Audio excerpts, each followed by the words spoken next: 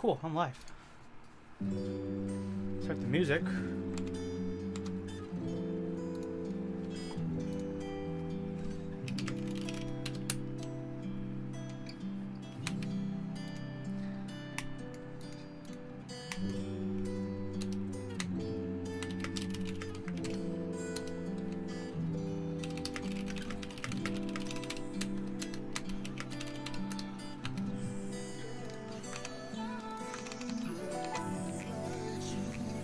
Okay, it's stream time, folks.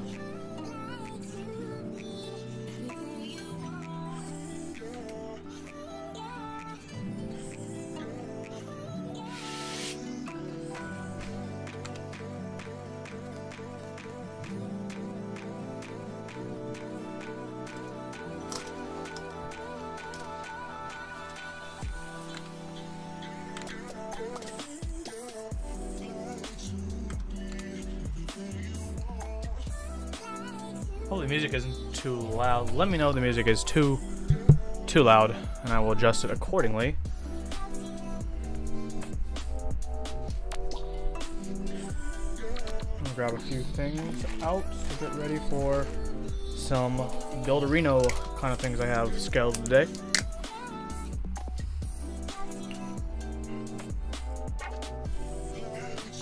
Will do, Lunar. How about now? Or is this too low?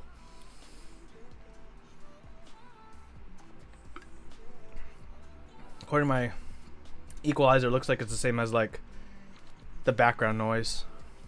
Too low, thought so.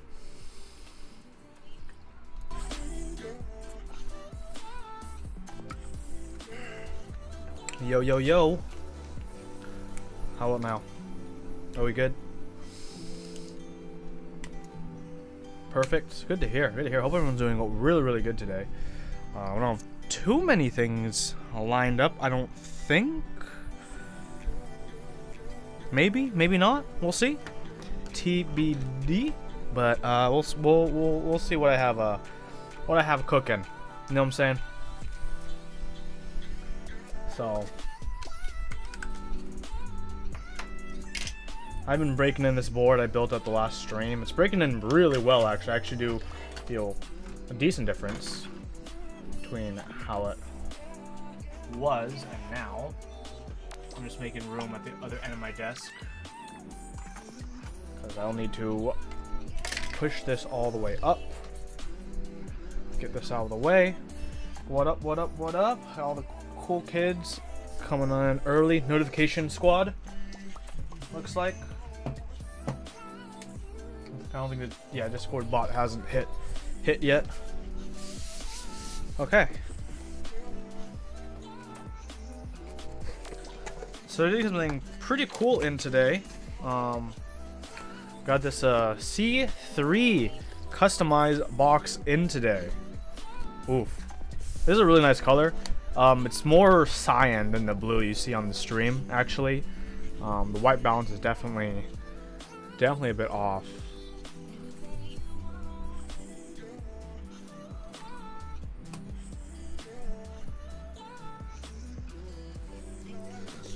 But yeah, I got a PCB. Oof.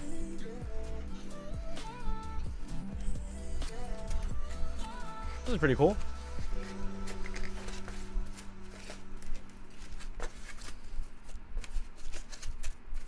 Hope everyone is doing really, really good today on this beautiful, beautiful Saturday.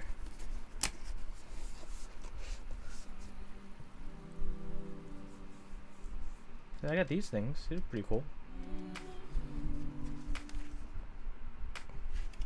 I actually don't know if I'll be building with this today. We will see. I just wanted to show it off because it came in today. It's hip. It's fresh. It's here. It's now.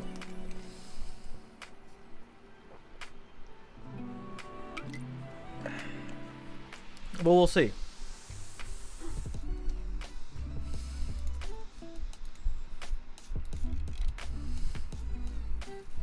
Hope all y'all are doing good today.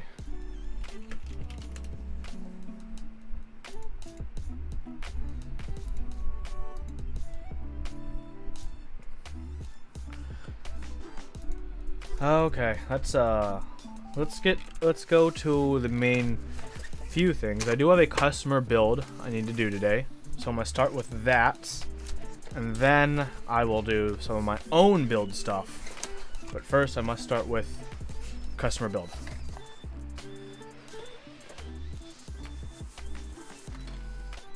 I'm not gonna show off my shipping info. Let me just open up this bag first.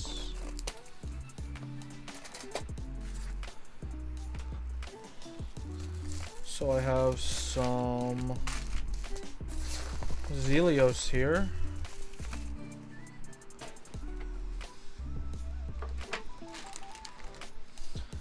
And I was instructed to do a thing with this.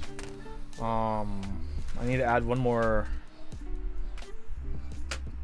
stabilizer, two stabilizer. Let me just double check the layout.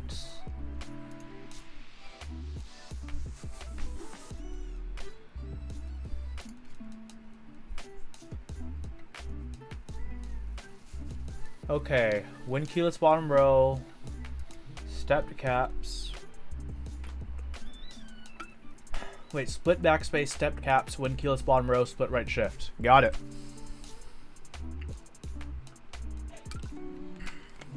So we'll need to add one more stabilizer, and I'll need to lube the existing ones. Let's do that first.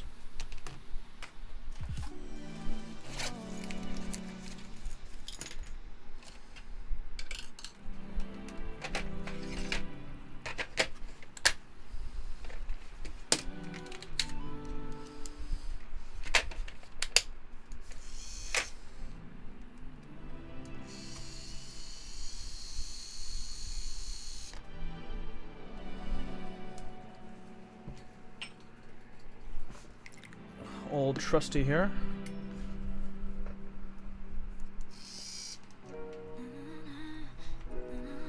Well, fortunately, the person who did the ISO stab told me they don't want ISO anymore. So, that's good. It's no longer going to be ISO.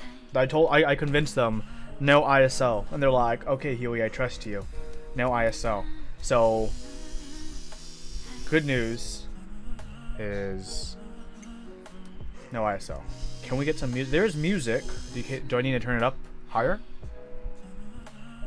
Is the music too soft in the back?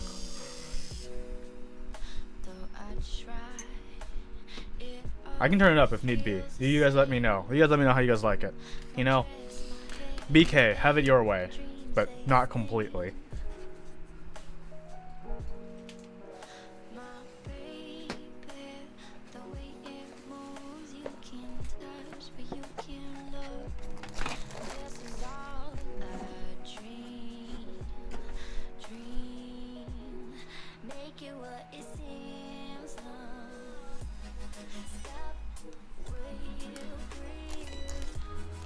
It's a little soft for you. How is it for everyone else? Does everyone want the music a little bit higher?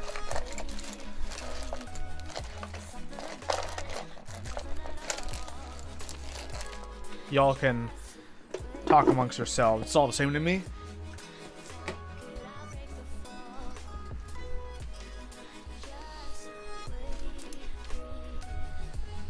One more stab.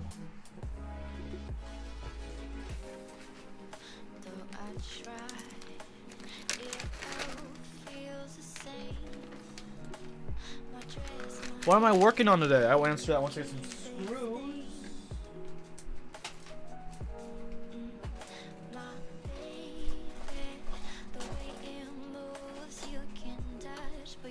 First thing first is I have a customer build I gotta do first.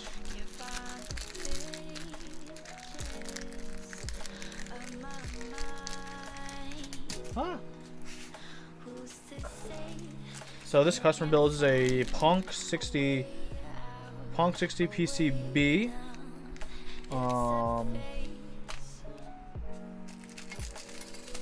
Yeah, Punk 60 PCB. I got a brass plate. I got some 78 gram Zelios. What did I say earlier? Split backspace, wind keyless bottom row, step caps, lock, split right shifts. So how I would do it except split backspace. So we're fine. So originally it was ISO, but I convinced my good friend here not to do ISO, and he agreed, and I convinced him on a baller badass layout.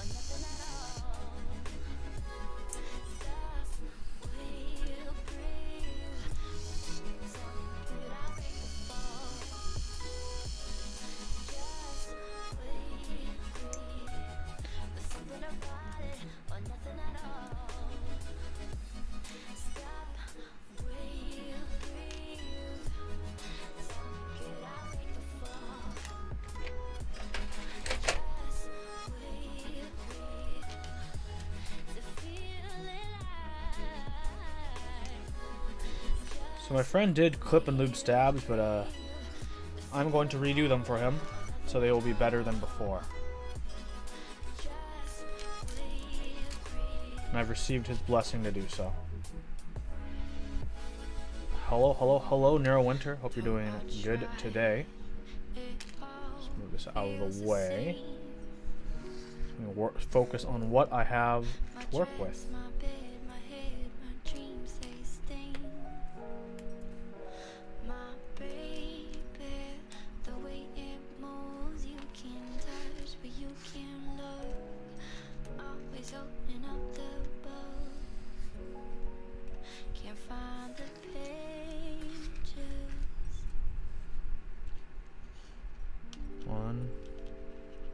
I'm not using these, okay. Spacebar, enter, left shift. Yep.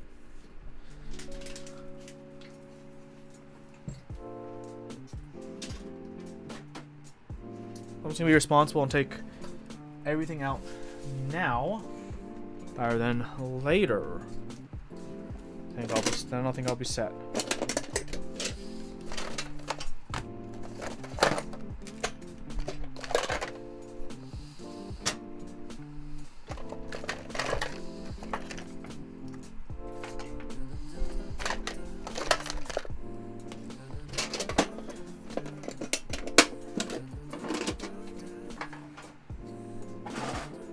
Okay, let's get to it.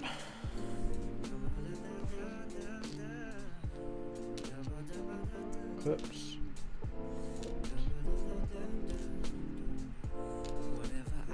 They're all clipped, sweet.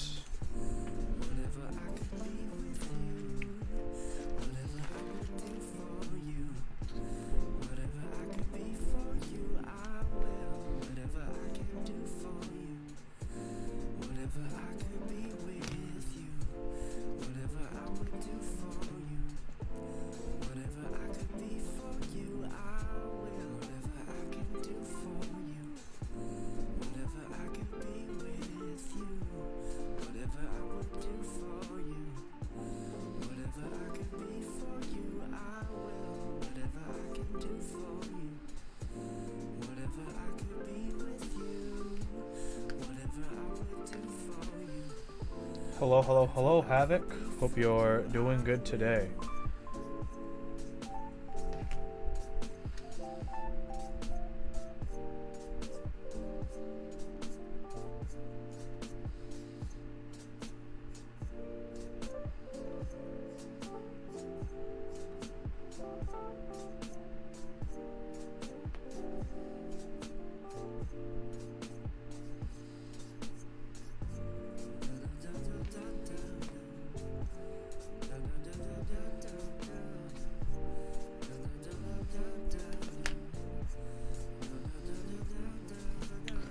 Havoc, you need to ask chat a question. You're putting together your Helidox kit and your plate is too thick and doesn't allow the switches to snap in. It's okay if the switches don't snap in as long as they go as deep as they're supposed to. Some plates are so thick that the switches will only friction fit in. Are they at least friction fitting in?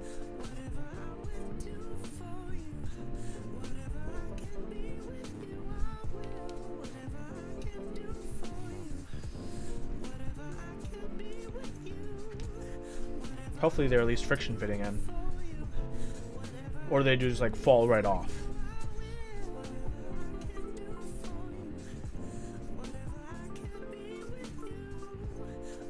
They pop back out as soon as you let go. How thick is that plate, by the way? Because it might not be it's too thick. It might just be like really tight fit where it's not actually able to clip in because it's so tight. Hello, Kobo, or Henlo, Kobo. Good to see you here today.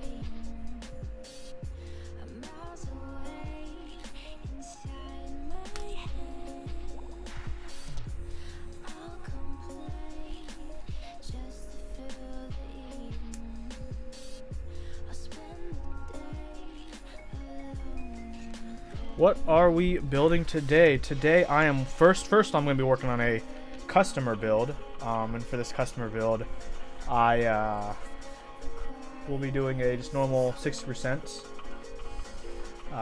for a friend of mine. Captain Kirkus, isn't all that dielectric grease going to make those stabs feel sluggish? No, because I'm not putting that much.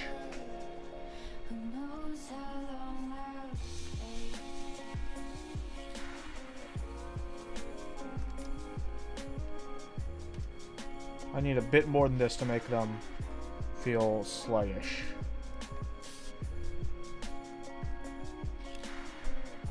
How much do I charge for services or friends and family? Anyone can PM me for rates. It kind of depends on the scope of work because I don't charge per the hour. I charge per job done.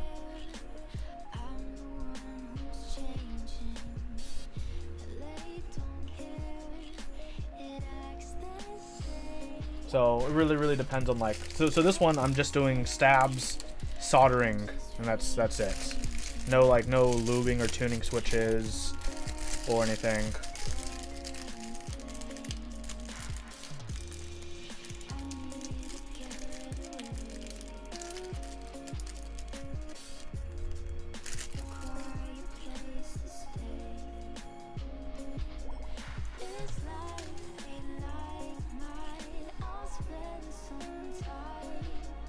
Okay, get some washers. Are they necessary for a PCB like this? No.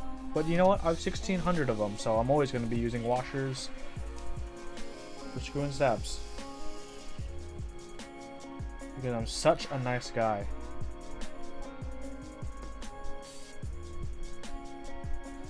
Just take your key parts to Geek Squad and have them put it together. That'd be really interesting.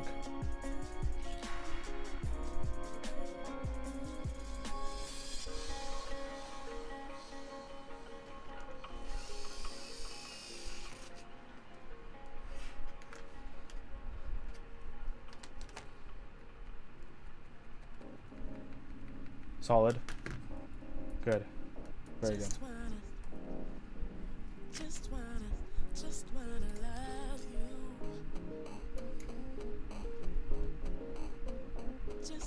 Hey, Jonathan over at YouTube. Bought Dolch? If you're talking about modern Dolch, not yet. I'm probably going to get it tomorrow or Monday is the plan. Yeah, that's going to be the plan.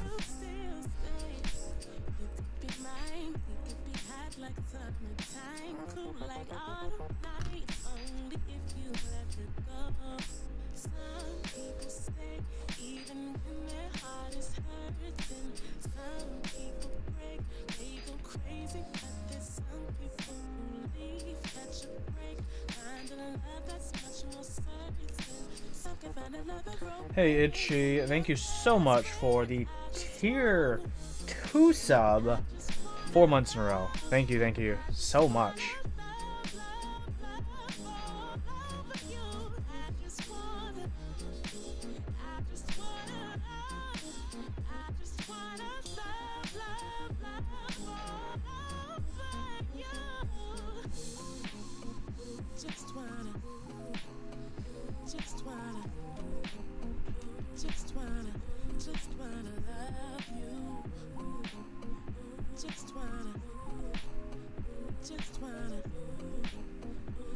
Jonathan on YouTube. Group buy is 1 day longer than intended, so better buy soon before they close.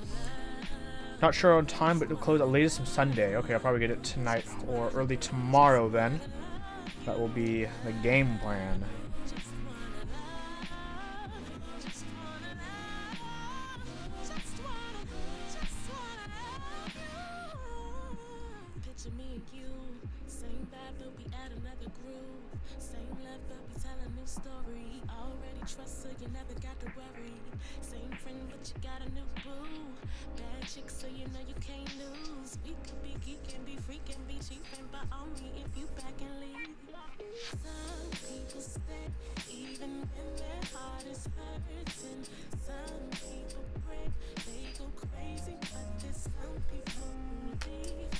Standing for a week, not a day. Oh, thanks, Tonk, for that clarification.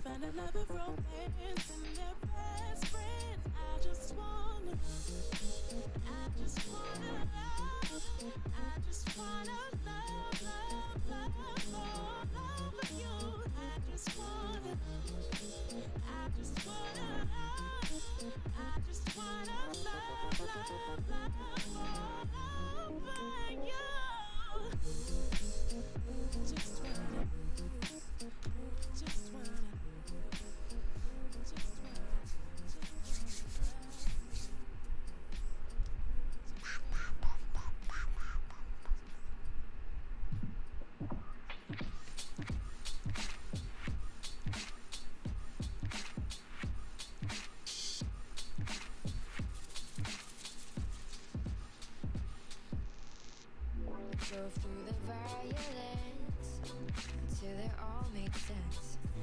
Still got so many questions. Sweaty Eddie, thank you so much for those 50 bits, and Subnet, thank you so much for that sub. You hate getting dielectric on your fingers. Stuff is sticky. Well, in that case, you could always use gloves, buddy.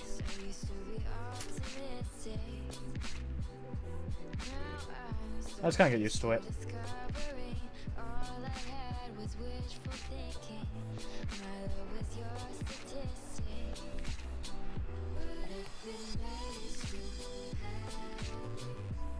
I know Brian usually after he loses, he always gets it on him, so he always washes his hands. So.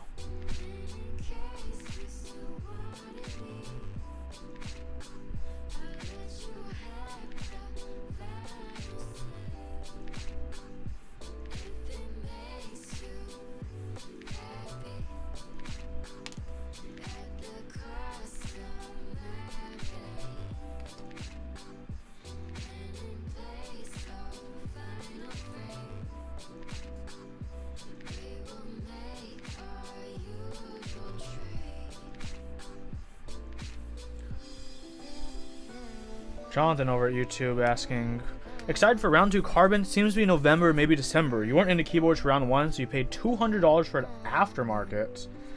Round 2 carbon, I will probably only get the bone kit. I already have round 1 carbon, so it's not a big deal for me. But I like the bone kit because it's a different look for it. That's probably all I'd consider getting.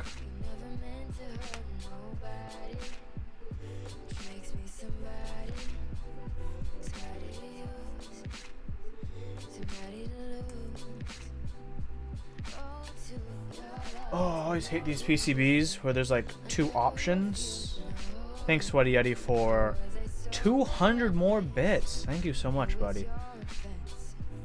250 more bits. Because like there's 2 left shift spots. I hate this, by the way, when this happens. So, oh wait, there's some markings in the back. Now, in theory, if I'm using 2.25, it's wider, so I needed to be on the inside one. In theory, am I crafting my theory correctly?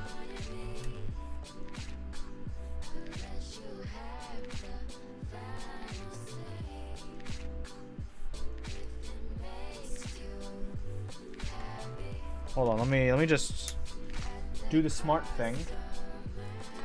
Grab one of these useful things, go to the keyboard in front of me,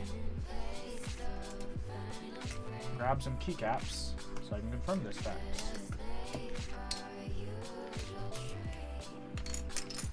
So, if I have a caps lock,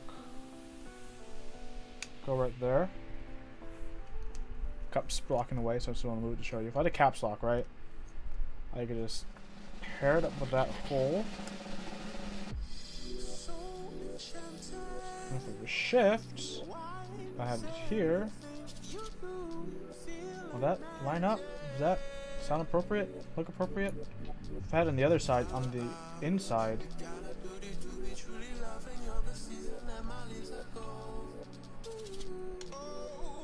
Yeah. I think that's how it works.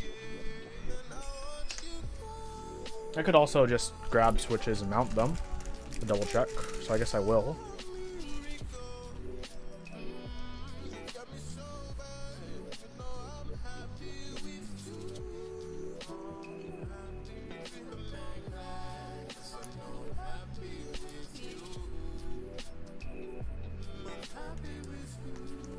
In theory, this caps lock would go right here, like this, and this shift. Yep, that is correct. Okay, cool. Ow.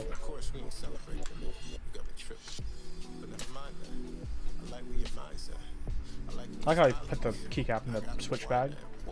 Also, I'm getting all this grease on my keycaps. That's okay though. Switches. These are 78-gram Zelios that I'm going to be building with today.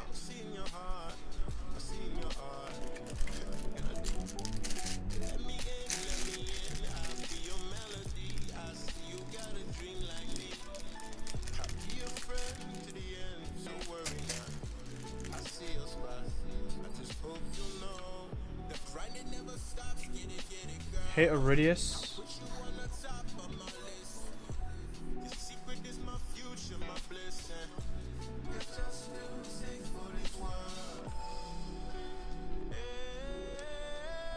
Jonathan over on YouTube, you know, how are you? Are you excited? Even though you already got one for aftermarket, are you gonna get another one or some different kits you didn't pick up for round 1 in the round 2? I don't think a lot of people are gonna. I think a lot of people are gonna be picking up for Carbon round 2. The novelties / accents. Those are typically pretty popular.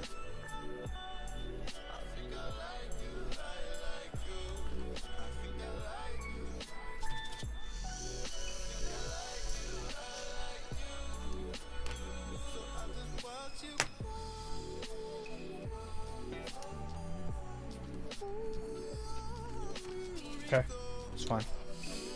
One last pair of stabs, and then we can get soldering. Soldering, we're gonna get soldering.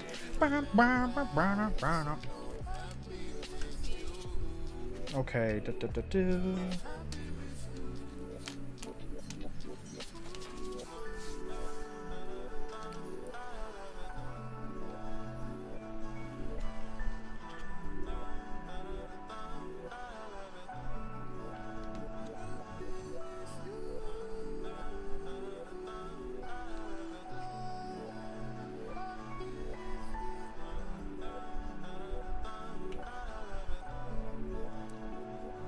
Now they're gonna get the both orange plus bone plus black alphas. Oof. It's gonna be a lot. I think I'm just gonna get the bone sets. The bone alphas, and if there's bone mods to go with it, I'll get those. Cool, you quite like the monochrome look as a change? Yeah, it's a nice little change of pace, I agree.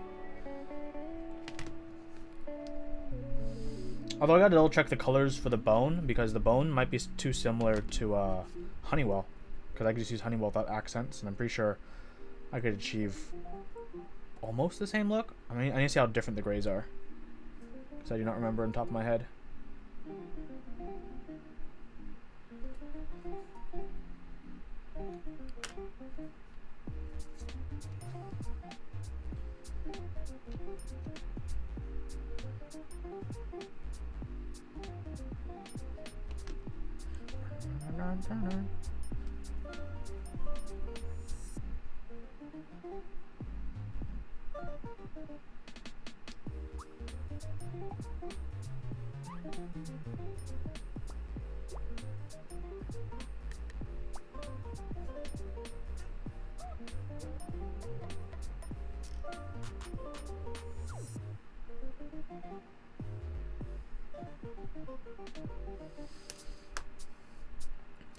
Maybe we should get some cash back on BSP order and put funds. I think I'm gonna.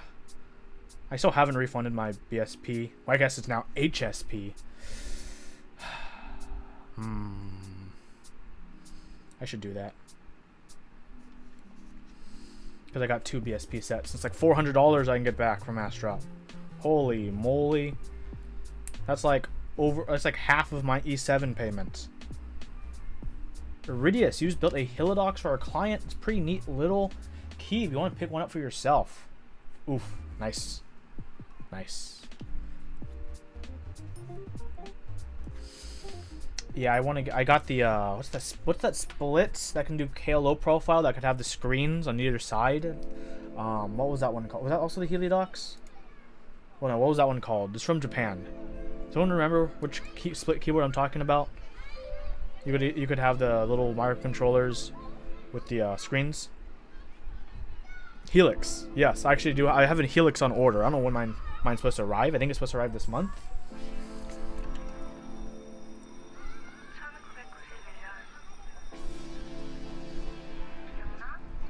$400 is 2 white and black, plus bone kit, plus some extra carbon. Oof, yeah, that one, Jonathan. That's. I don't need 2 white and blacks. I should probably get white and black because if I get my refund from Matchshop, I can get white and black. I can get monochrome and modern dolch. Easy peasy, lemon squeezy.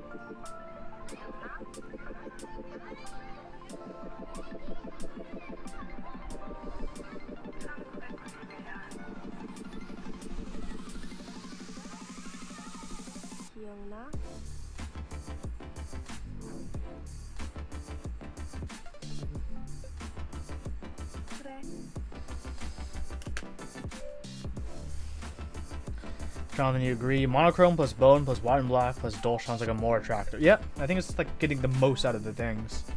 Iridius, you are waiting on GMK Coniferous Round 2, Bonsai kits. Coniferous Round 2. I don't know how I feel about that. I feel like with camping, I'm kind of like satisfied with the green I have, if you know what I mean. Like, I don't know if I need more green after that.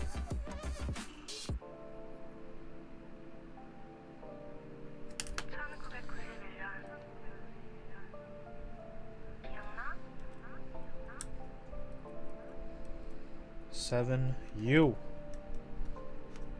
Hell yeah.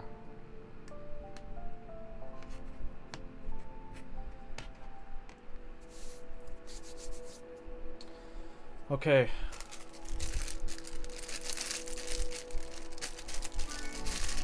Jonathan, you agree. Camping fills your spot for best green key set.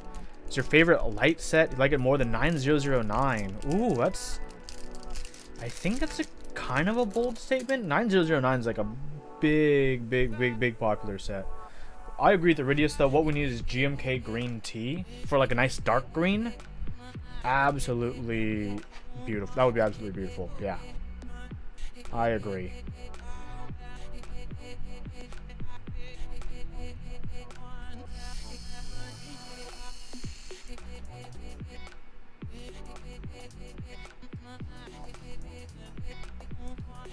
Rage Nation, you're excited for boring colorways like JMK white on black.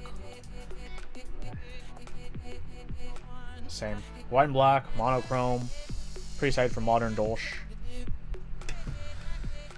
Okay. Okay, pretty happy with that. Let's put this broken cap back on.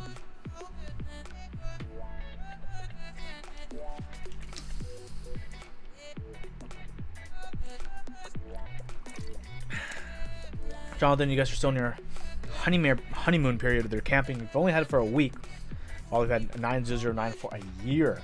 Yeah, re-asking yourself that question periodically is always a great thing to do. 83282. Am I gonna get Nautilus Nightmares? Possibly. It's kind of like really far out right now, so I don't even need to worry about the logistics of getting it yet. I don't know why these are separate. Interesting. Is white on monochrome is the white on monochrome more similar to Stormtrooper or Pristine? I need to check the color codes, but I do not remember on the top of my head. How about Weeb white on black? Would also be the option. Wait, why is this a silent switch? Why did he give me a... does he want me to use this for the spacebar? I'm not sure.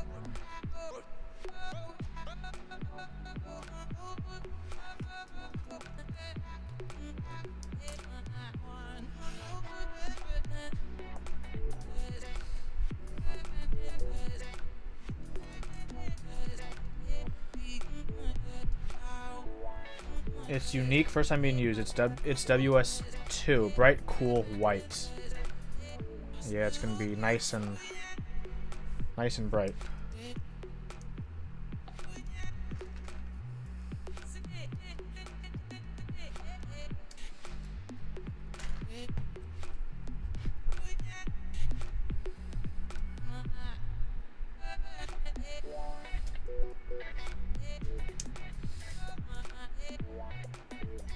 So since you guys are watching me actually do this build, I'd like everyone's input on something actually.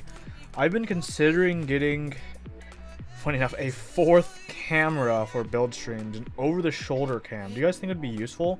So I can have it like automatically toggle between, this would be my, so A cam is my face cam. This would be B cam. I got C cam, that corner cam, and then D cam would be an over-the-shoulder shot. Do you guys think that would be useful? Do you guys would that be pretty cool? Or do you guys are like, nah, not or is this like just fine enough as is? Was that overkill?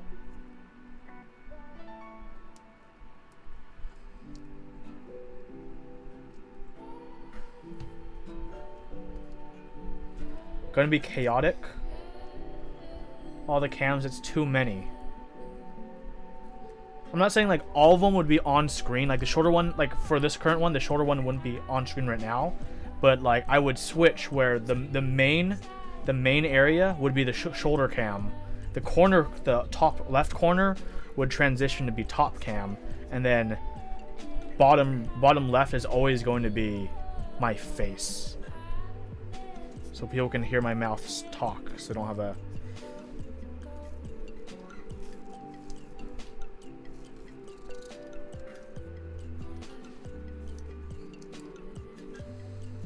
Overall, I'm hearing probably not.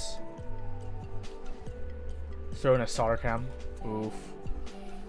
We don't need 4K solder cam. Cam C feels almost unnecessary. Yeah, sometimes I do make it bigger for certain things, like live. Where is it? There we go. Like that. Bam. I don't know how useful it is. How actually useful it is. I just happen to have an extra webcam lying around, so that one's like comes at no cost, but any other things I add would come at a cost. Sushimi, thank you so much, 2 months in a row with that tier 1 sub, my dude. Thank you, thank you, thank you.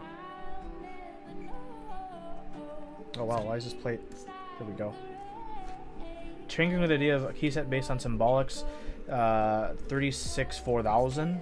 Yes or no? Tinkering? Yeah, worth tinkering. Heck yeah. Jonathan, you think the current setup is great? I think normal plus face cam is enough. How do you guys even feel about the current cam C, corner cam? Like, would it just be better if that, you know, that quarter cam was just like that? It's gone? Is this more beneficial if I just have this blank area? Or is it worth having?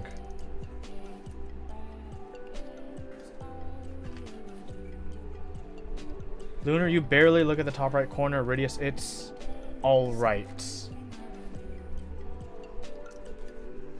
Cam C should be replaced by shoulder cam if shoulder cam is yeah, shoulder cam would be fixed.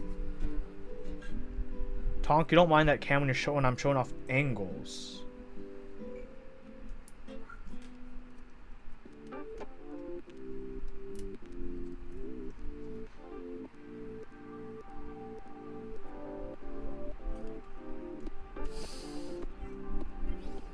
Corner cam is better than nothing, but corner cam gets 10% of your attention when viewing. Is that 10% like a 10% in a bad way because it's distracting?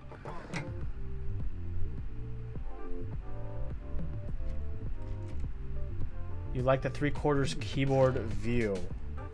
I know a lot of people, when I switch my typing sounds to the top down, a lot of people complain they miss the side cam for my keyboard typing sounds, and so I include B-roll now to my typing sounds, so people can still see the different angles of the keyboard and how the keyboard looks. Just barely focus on it.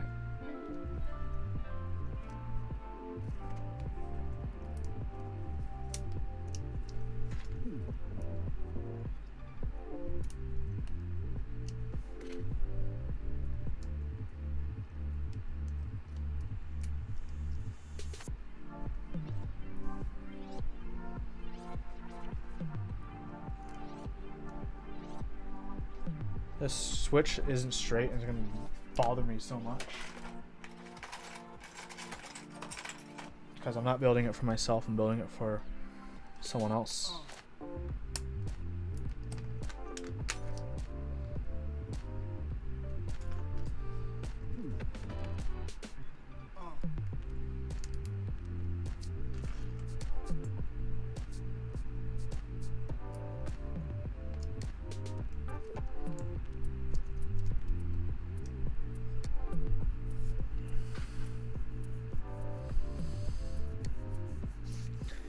Baby feet, are you going nutty? You don't think there's a 60, like a 60% PCB and a green mask? There is. There is. The older GH60s. Tech Keys used to sell them.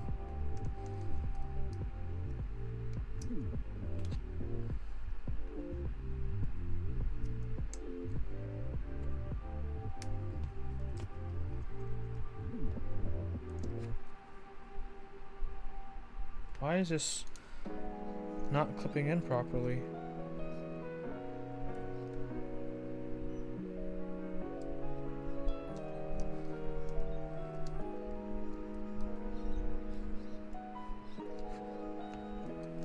Huh. What the nut north-facing LEDs? This is the Ponk 60. Yes, it does have north-facing LEDs.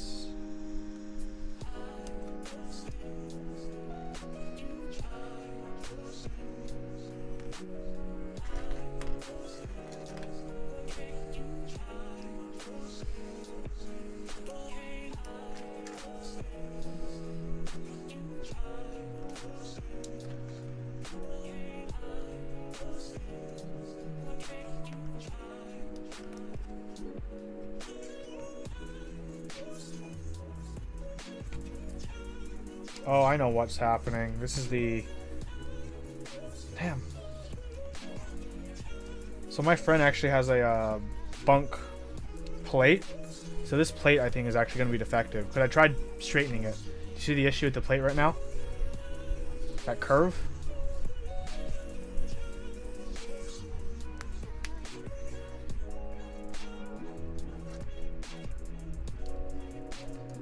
I gotta figure out why that curve is there. I thought I put a weight on it for a long time, so it should be fixed, but now it's not. Spectre Huey to the rescue.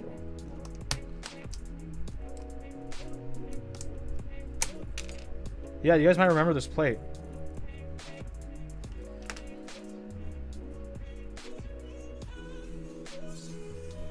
This is a mechanic's brass plate.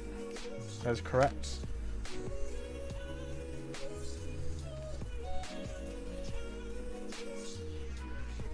Have any other people reported issues with these plates, by the way? I'm not sure, but this one might be worth reporting, because I did straighten this plate, like properly straighten this plate. But now when I'm rebuilding it, it's having these bendy issues again.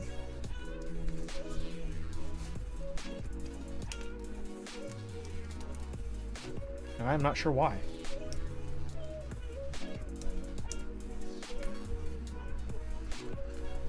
Yours had the same issues from a very old batch. This is also from a very old batch. Like, this is from the first batch, I believe.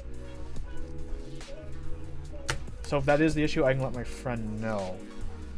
Yours did have the same issue.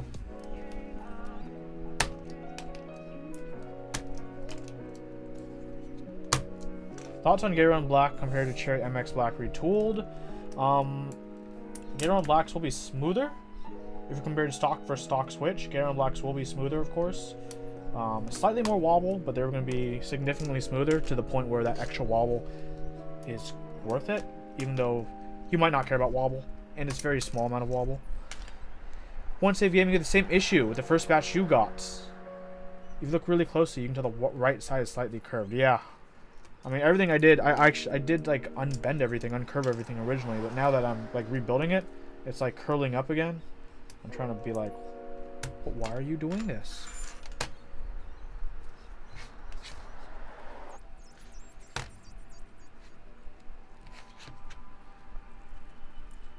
It's right here. Right here is the issue.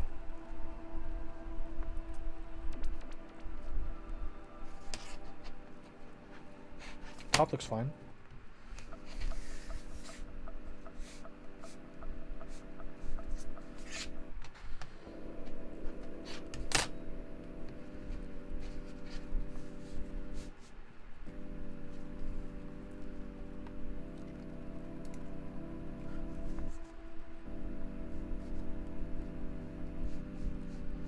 Subnet, many say some vintage blocks are good, some aren't. How do you test your switches aren't good? Test for wobble and scratchiness? Just test for scratchiness. That's all.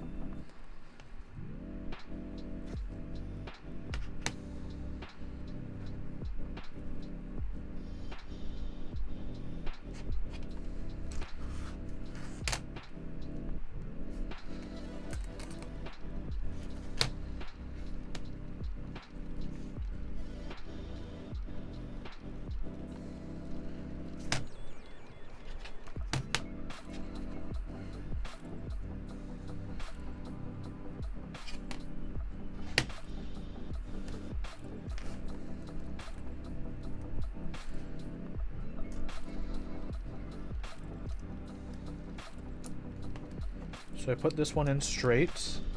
On the other side, I put this one in. How does the rest of the plate react?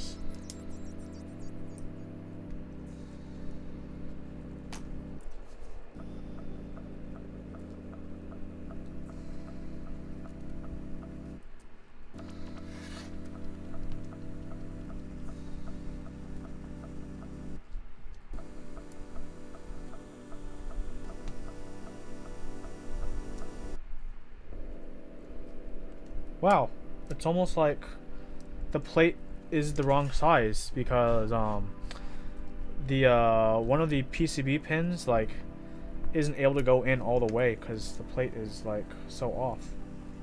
Hey, I got it though. I got it. Hey TechFresh, yo yo yo. Layer 2, thank you so much for the Twitch Prime sub. What the heck is going on with this plate? Do all the farthest sides first. See, now this one is trying to bend inwards. See, if I keep the plate straight, my PCB ends up bowing.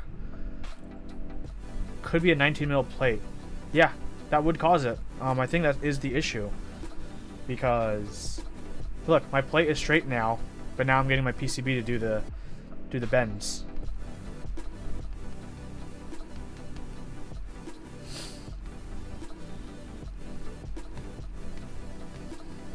You guys see? Like, plate is... I actually did get the plate straight now, but now it's PCB.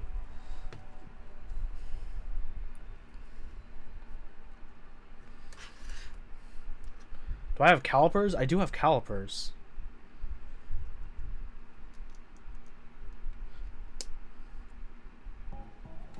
Yeah, it's definitely off.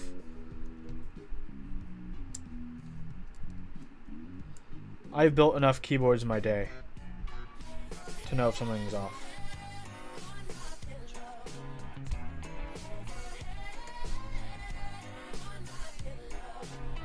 Let's see if I can focus on the issue. And show you guys, actually, show you guys.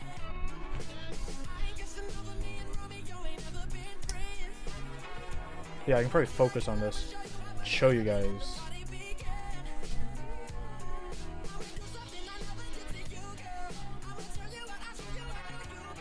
Come on, stop it. You got it earlier, camera.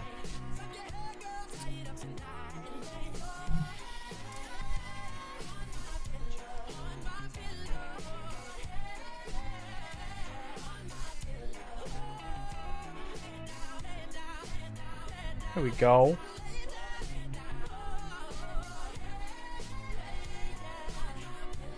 You see how the pins are inwards?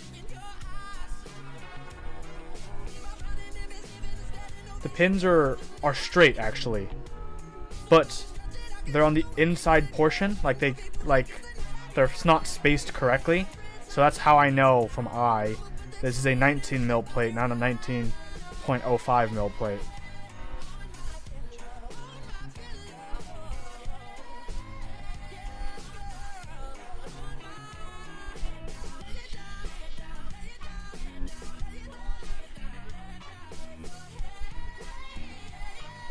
I mean, technically I could fix it by busting out the Dremel.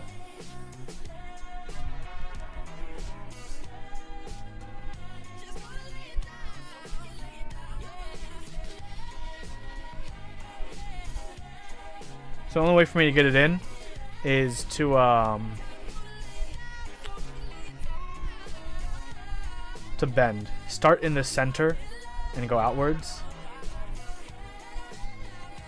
What a pain.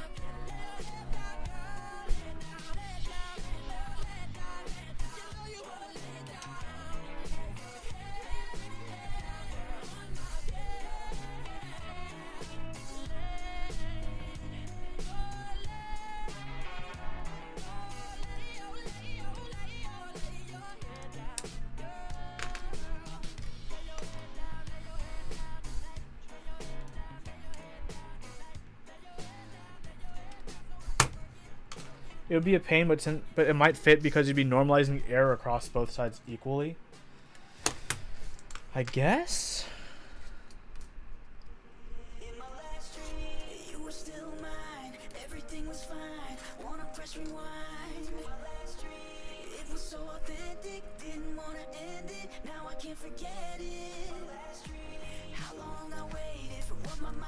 I'm playing. I don't want this. I want this. It still may not fit. Well, I'm willing to try it. And if it doesn't work, we'll have confirmation that this way is a method that also does not work. You know? I'm willing to try it because I never have.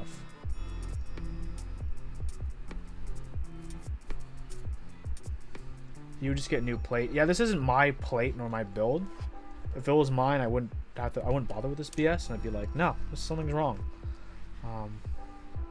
But this is something I'm doing for a friend. So that's the case. I will have to let him know the issue, if it is as it is. Which, he tried building it, and he's like, I have so much bowing, Huey, fix this for me. I'm like, I gotcha. And I'm like, oh, your plate's bent. And then when I unbend the plate, I'm having this issue. I'm like, now I'm knowing his plate was bent because he built it. And when he built it, this is the best he could do because of the spacing issue.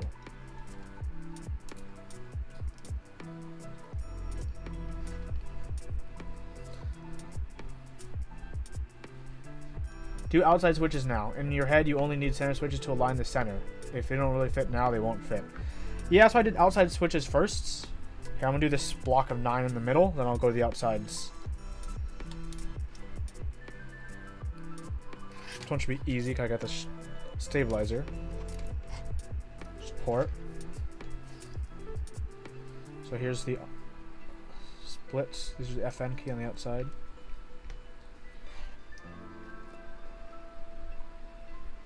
I was able to get that one in. But that one doesn't rely on the plate as much. Let's go to the enter key. Above that.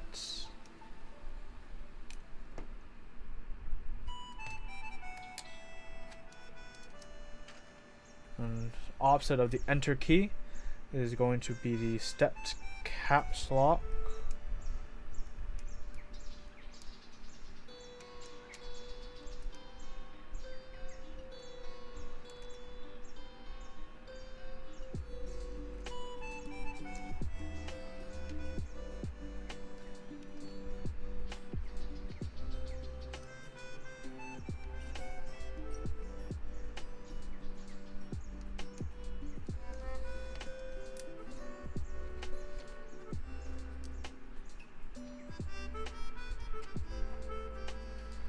Very good. Now it's going to be the tab key and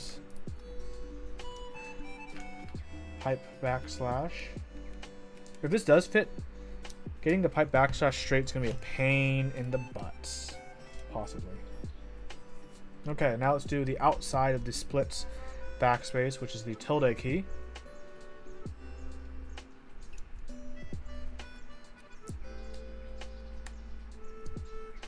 Oof, something's gonna start bowing, and it's gonna be the PCB. And the enter key.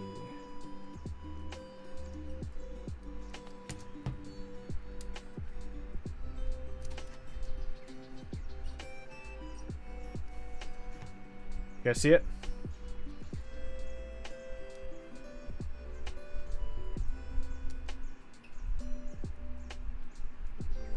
Hey, Melodits. You're not too late. Struggling with a customer build right now. Doing this first. Seeing if I can do it, actually. It might not be possible. Let's do the key. This split key as well. And then move over to this key.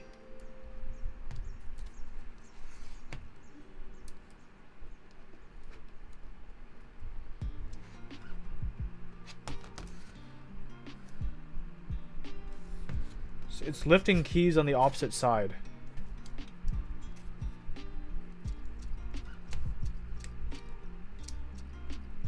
So what happens is if I mount a key right here, for example, these will start lifting from the PCB. And then when I put in all of these, then these will start lifting from the PCB.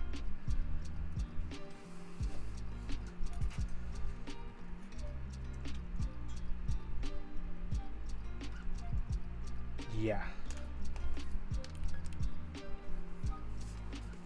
Think about this.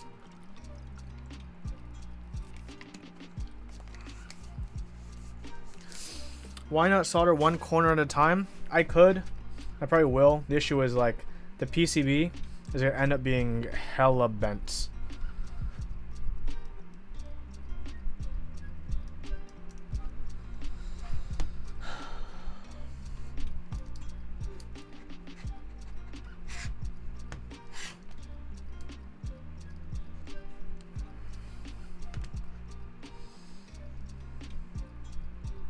See, like, now this switch is just like crooked inwards.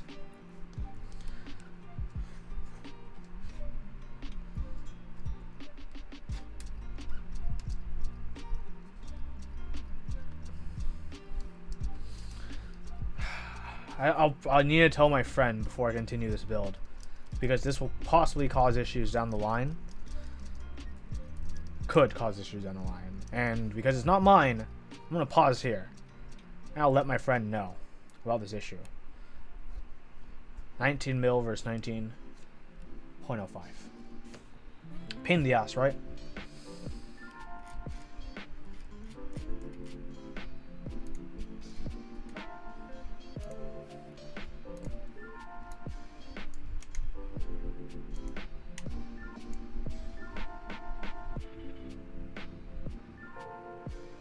You're curious, does it work with backspace stab instead of split backspace? It'd make it easier, but the same issue is gonna apply as you go across, because of the offset tolerance. Something's gonna have to give. And even if it did work with the backspace, that still kind of provides the issue of, you know, it's supposed to work with this layout because it's offered.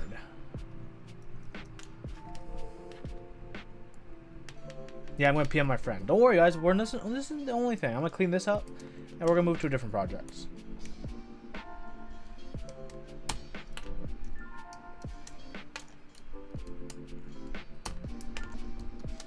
But I got all the stabs in.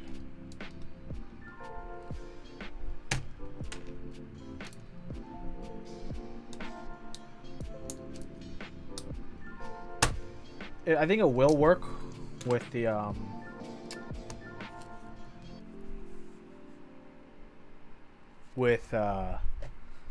the space bar though. I'm gonna have the backspace stab. It'll catch on the right side, but it should help. What the heck? Guide everything else. That sucks. Why is this happening to me, guys?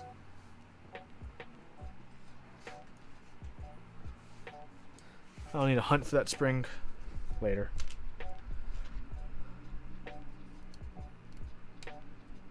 See, right now the plate's bent, so it's actually not wanting me to doesn't want to let go of my switches.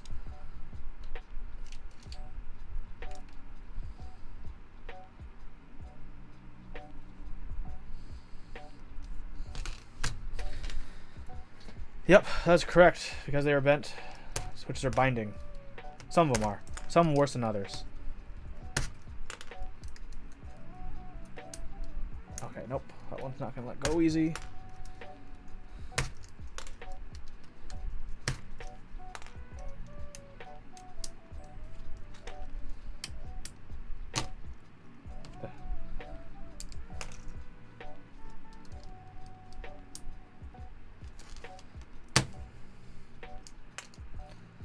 Okay, release yourself.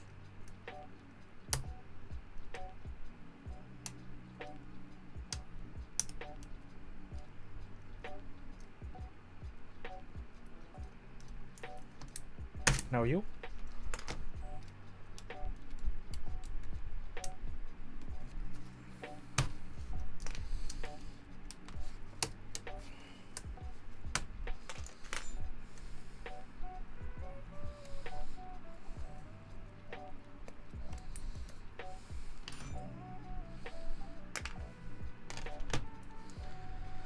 Ah, this plate.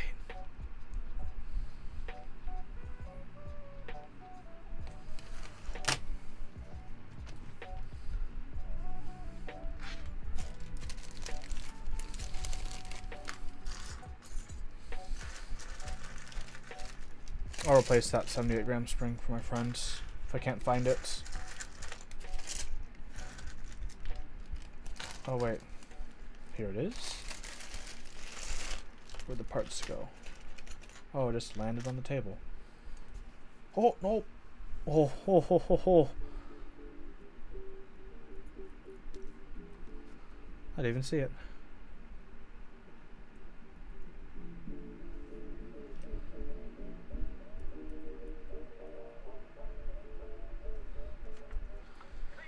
How about you guys? I'm pretty excited for the Zeal round 2s.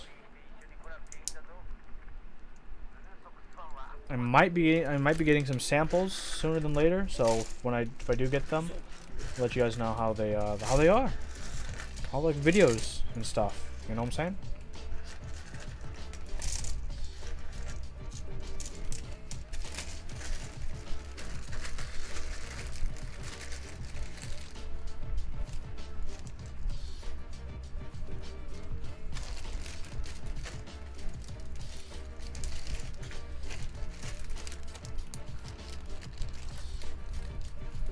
Silent Telios. They are called Helios, and they're on pre-order for a site. Coming November, December.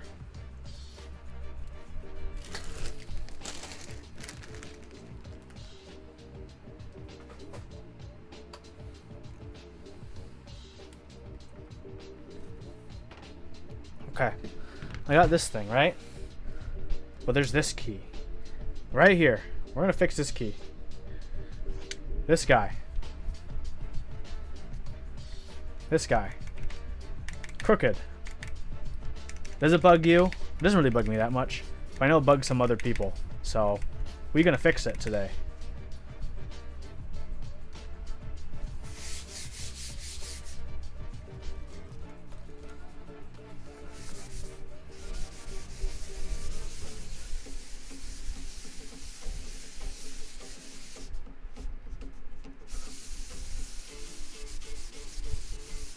I better fix it. Okay. Just for you, Lunar.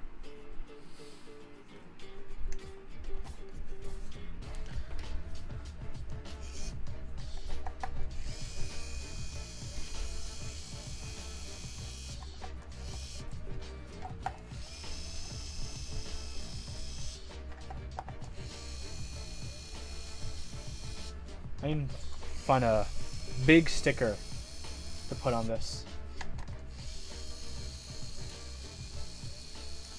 You know what I'm saying?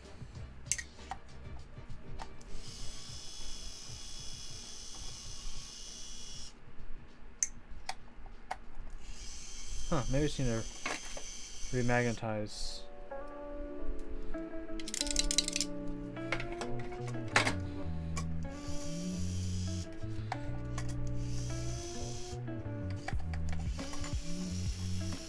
Yeah, camping turned out so well in this. I honestly don't know what turned out better. Camping or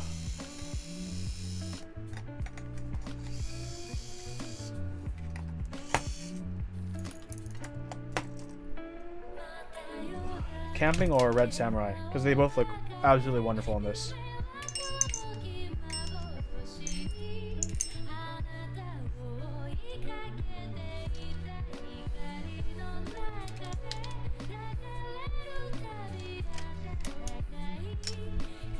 How much do TX60s go nowadays? I'm not sure.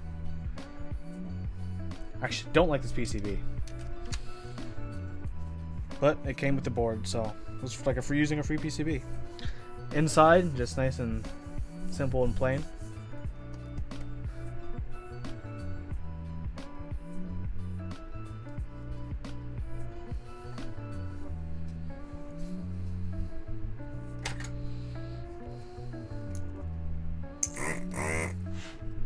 It's gonna be a little loud, but should only be for one switch, so.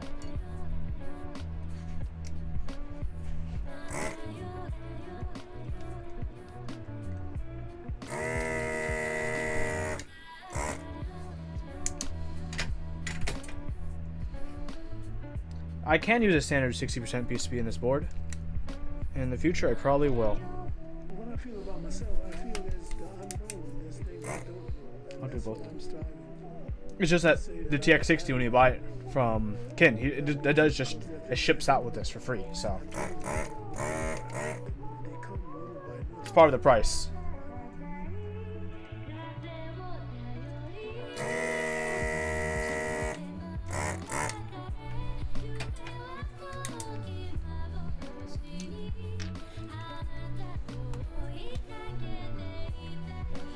Where did my tool go?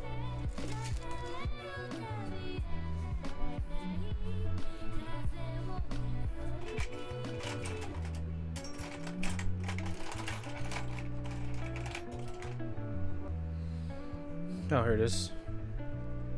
Hey, Smoth. What do you do with the other desoldering iron? It's in a box right now. I could just get the replacement part and restart reusing it if I wanted to. That is an option.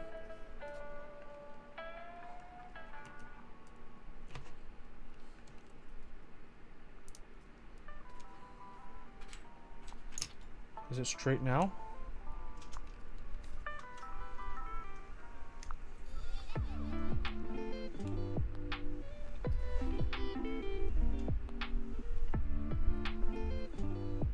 You got the big switches from the giveaway. Congratulations, happy.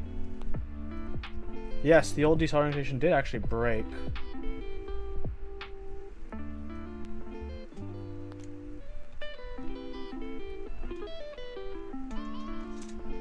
Okay, it's straight. Now I just need to solder it back on in this current position.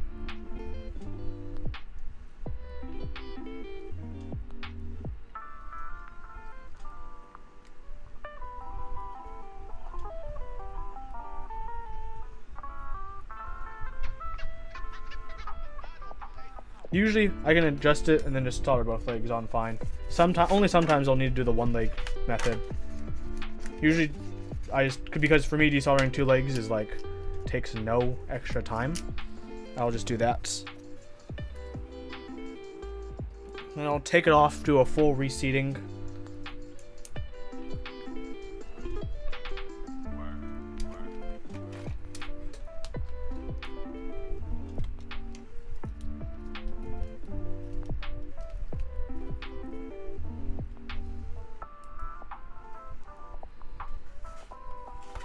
Heats up so quickly.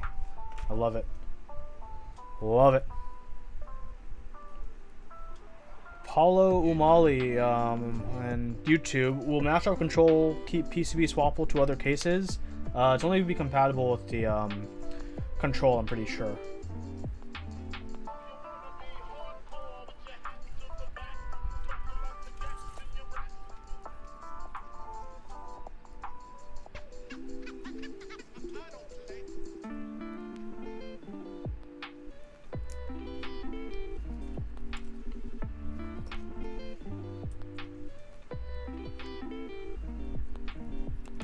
Perfect.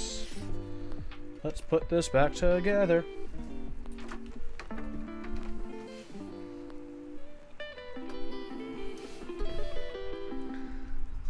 Someone wondering, this is a, it's not a top mount, it's a sandwich. So here's the bottom. See this ledge? The plate in PCB does rest on that ledge, but it's a really nice sandwich. And then the top also has this beveled inside part, aligns with the plate and the outside of the bottom edge. That lines up. That's all it is. You flip it over, we put it back together. Although you kind of have to like hold the bottom up when you put it back together. So hold the bottom.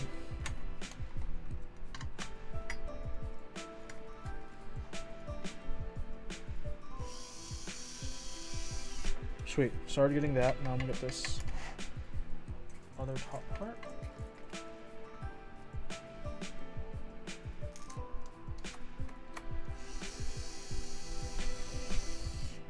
There you go. Let's tighten this one all the way. Yep. Super easy.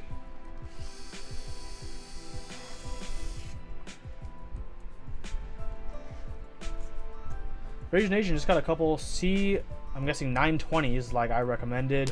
Excellent to start streaming builds. Excited to start streaming builds. Now to wait for the Alpha DC60. Good to hear, buddy. Good to hear. Yeah, I can't wait to see your when you start as well.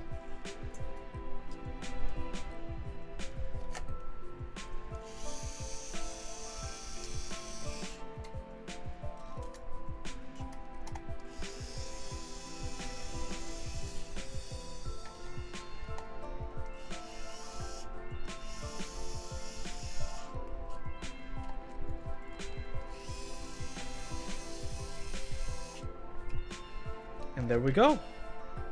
Fixed the crooked key.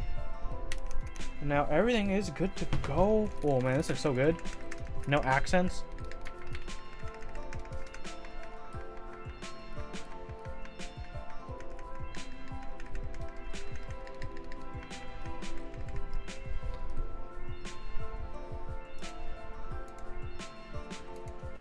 You guys just hear this. Hear this. You guys can look at my corner cam. This stabilizer. No stabilizer sound. Just switch.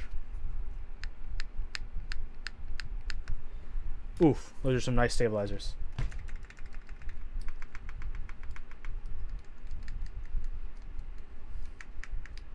Getting a Lumina in time for NorCal would be awesome. Don't worry, guys. It's not the only thing I have today. I have more. This is a minor thing. A small thing. Bump in the road.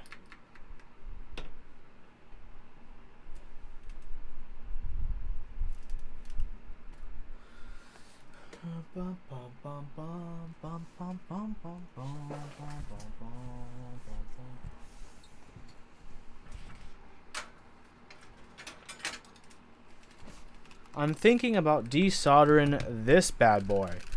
I actually have been using it a bit more lately.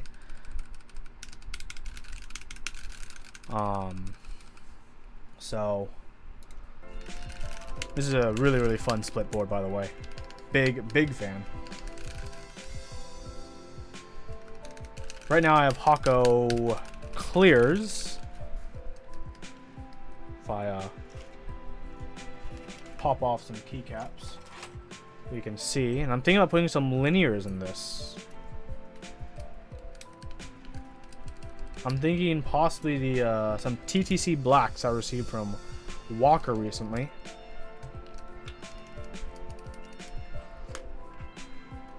No worries about cracked switches on these palm on these palm keycaps, by the way, which are super nice. But I think I should put some GMK something on this. You know what I'm saying?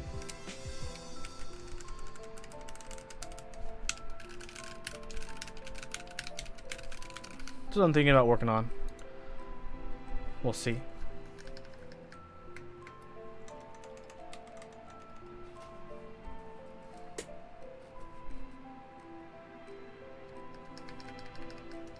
Yes, this is KBD Fan's palm. I actually really like them. Pretty nice. I wish there were scoops instead of the bars. They are cherry profile, POM.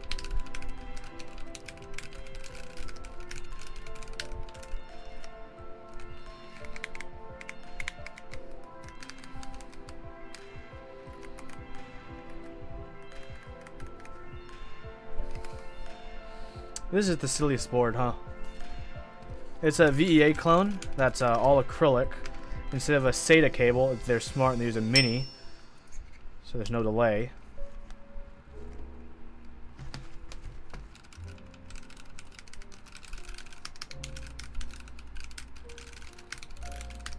This does make me miss my VEA, but I couldn't realistically use my VEA because of my typing speeds.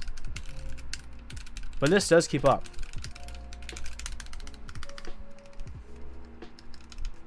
So I'm thinking about desoldering these and putting some other switches in.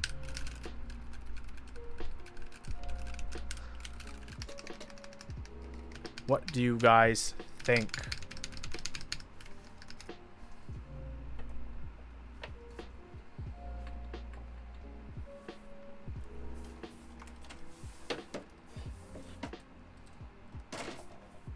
I also have my Chewy 60, the prototype at least. I will be desoldering the Royals out of this once the Novelias come. Pretty sure I'll wait for the Novelias.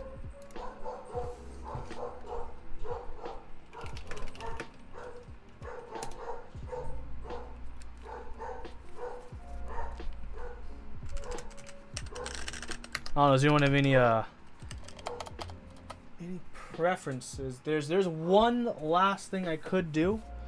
Say I don't know if I'll have time. Yeah, sorry for Georgia in the background. I don't have time to finish it.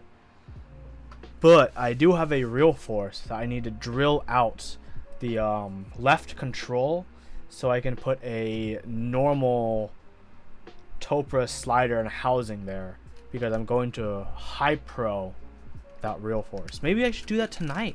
You know, spend the next 2 hours doing it, because it's going to be, I basically will have to take apart 2 real forces, put back together one, bust out my, you guys will possibly watch me do some of the most painful looking dremeling in the world, because I'm really not that good at the Dremel. It will not go in a normal force. It will go in this case for that real force. The High Pro Hangul, the white and dark, very dark gray, with the Hangul sub legends die subbed in. It'll go on this case for the real force. Pretty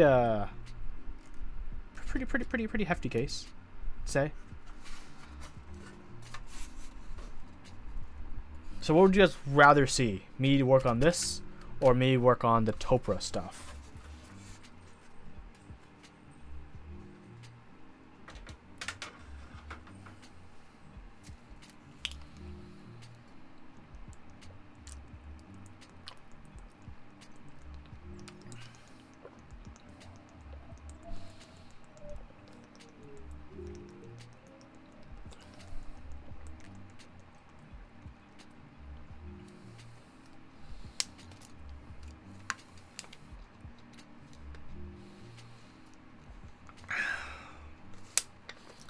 Looks like y'all want me to work on the VEA clone for now, so I will.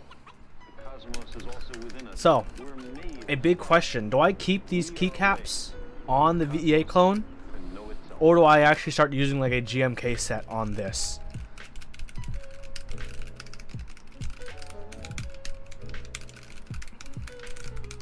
That's the real question.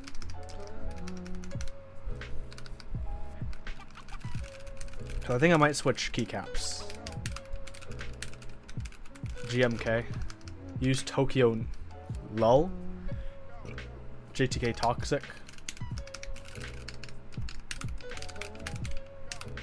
Okay. Because if I'm not using these keycaps, then I don't need to keep track of them, because organizing them by row for all this, for each side, was a pain in the A. Okay, I'm gonna switch to some kind of GMK set for this then. Perfect. So I can toss these without any regard. Toss these aside without regard. What switches are in here right now? Hako clears.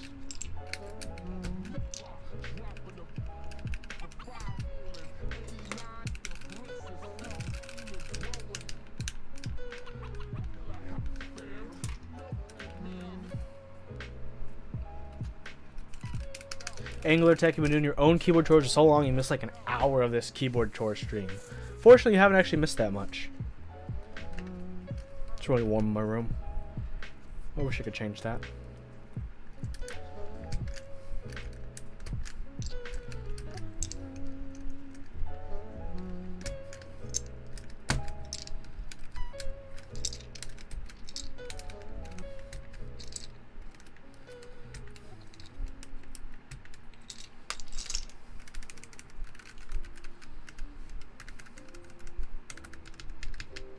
Yeah, I haven't streamed for, say, hour and 24, but I haven't done that much.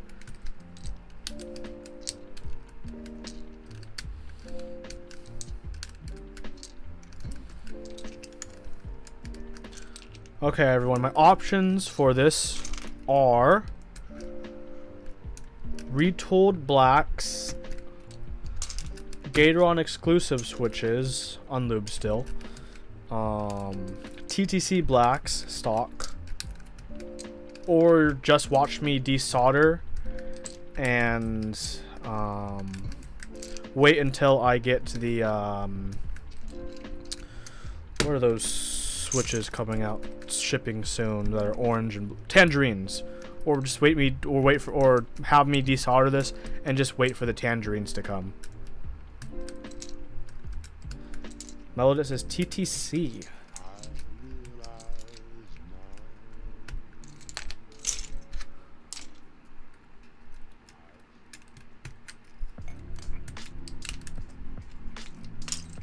Let's save gaming TTC.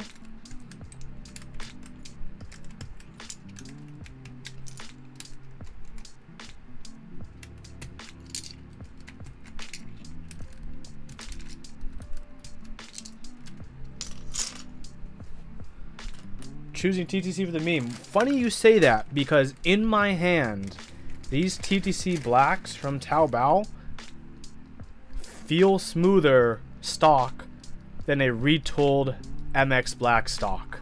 Yes, I say that with definitiveness, like not memeing, but this stock right here, like this, is smoother than a retooled black stock.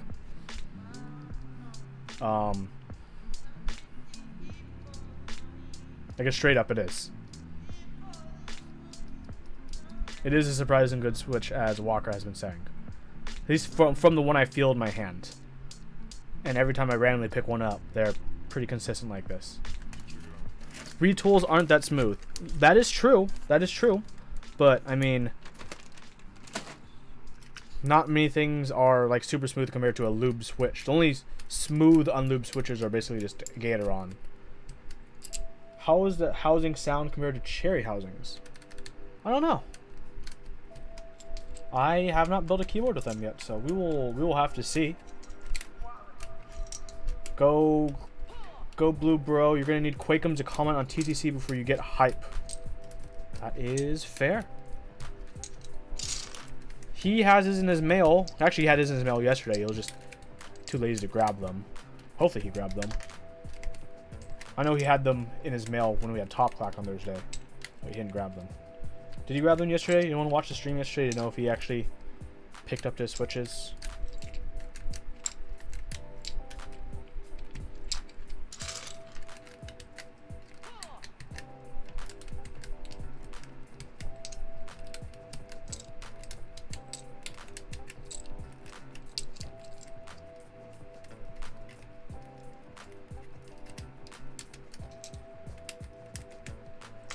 Okay, I'm gonna clean up all these keycaps. Then we get desoldering again.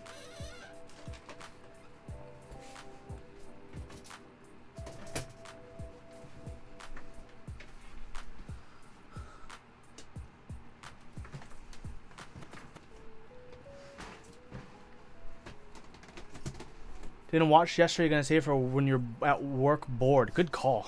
Good call.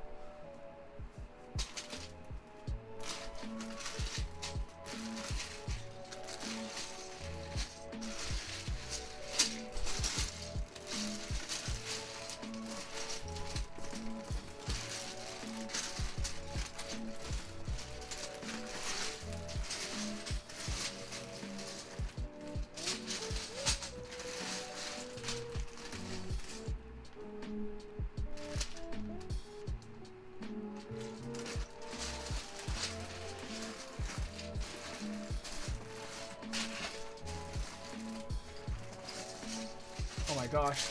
Oh. Still looking at these.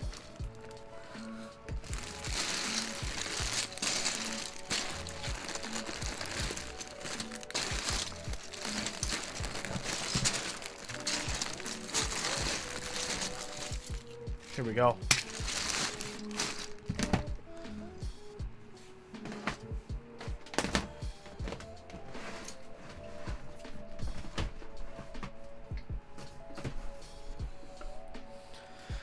Listen to the VOD while desoldering, which you're still doing. He didn't mention anything about getting switches. Oh. They should be at his mailbox still.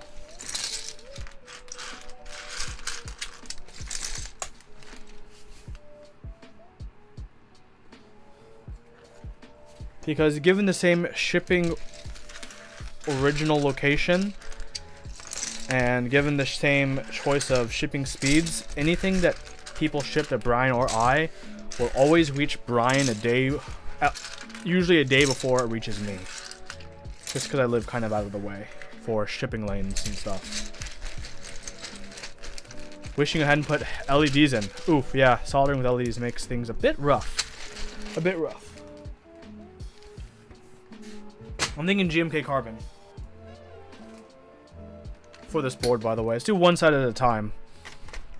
Take this cable out. Let's do this side first. Right side. Right hand side. These are going to be some hex. So we got 6 per side. These are going to be hex 2s. Yep. Hex 2.0.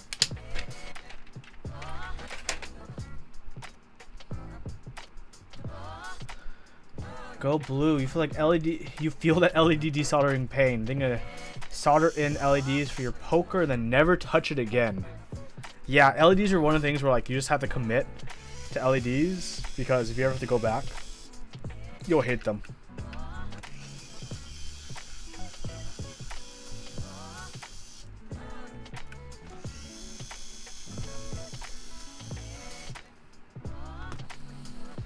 I hope I have enough retooled blacks. I mean, TTC blacks. I should have like 100, I believe. Shit. What if I don't have enough? Maybe we should count these first, guys. I'm gonna be responsible. I'm gonna count.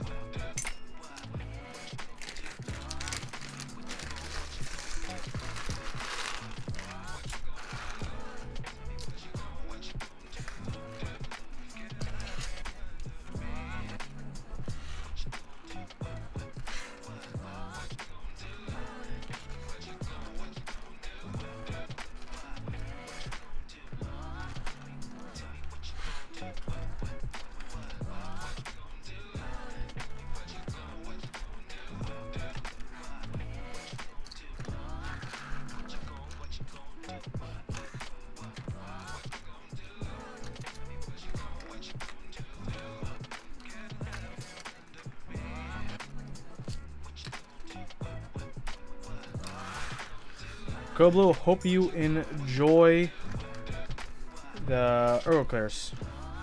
I could use a scale to count, but I don't think I have a bowl near me.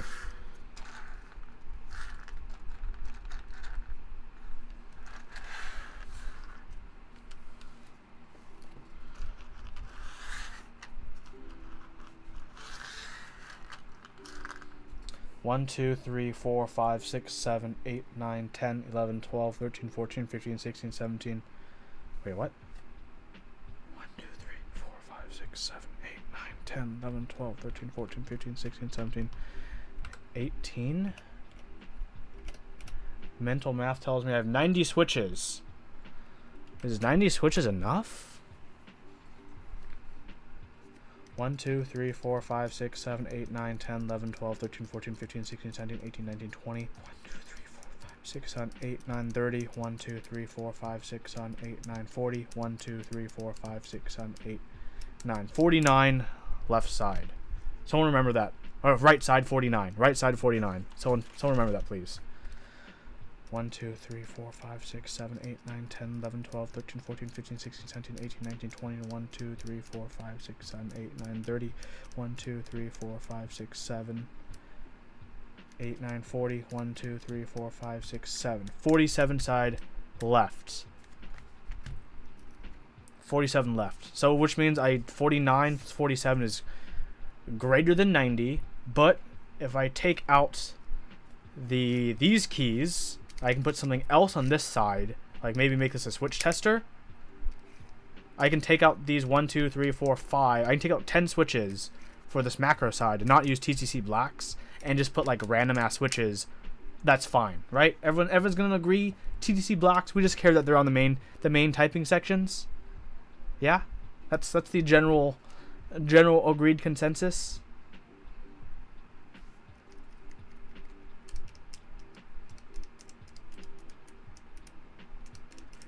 6, 7, 8, 9, 10, 11, 12, 13, 14, 15, 16, 17, 18, 19, 20, 1, 2, 3, 4, 5, 6, 7, 8, 9, 30, 1, 2, 3, 4, 5, 6, 7, 8, 9, 40, 1, 2, 3, 4, 5, 6, 7. Yep, 47.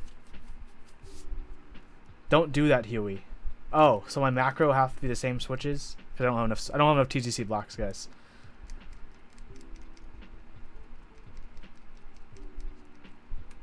I use retooled MX blacks. I use Gatoron reds.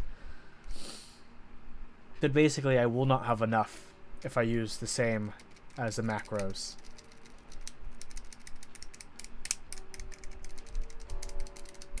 The macros are crucial to the sound test. Yeah, it's the only womp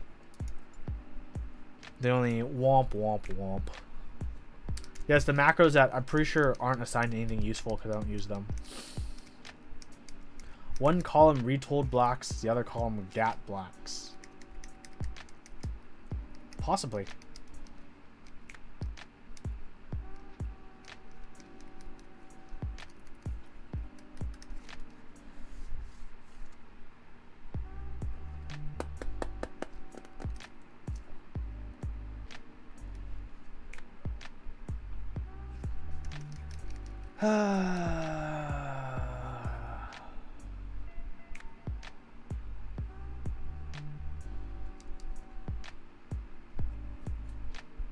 What a shame.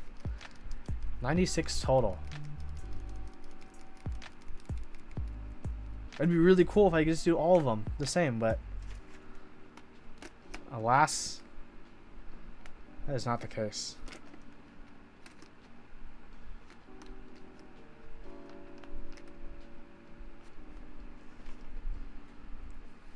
Okay, maybe I have another keyboard chore I can still do. Or I can also at least just desolder these. And get started there.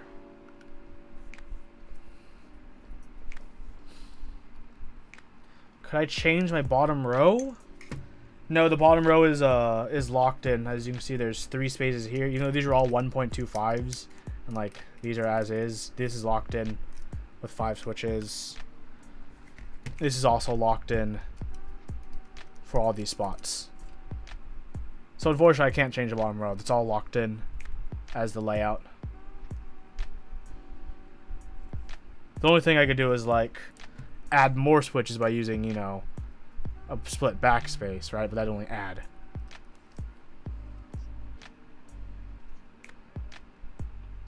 What a shame.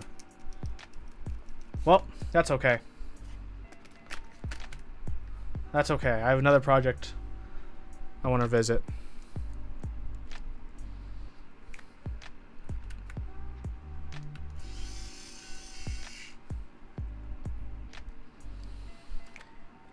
Angular Tech says use the TTCs and put other switches in the macro. Could be an option, but that might drive some people, including me, crazy.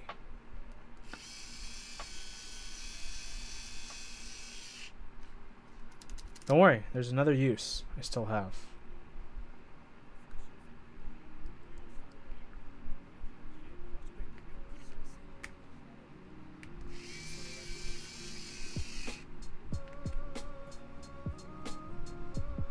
No, this is not the Q frequency. This is the VEA clone, acrylic VEA clone. Still should be on Taobao. I found a link the other day for it, so I know it's still up. I just have to refine it again if anyone needs it. It's really cheap though. It's like under $100, I think.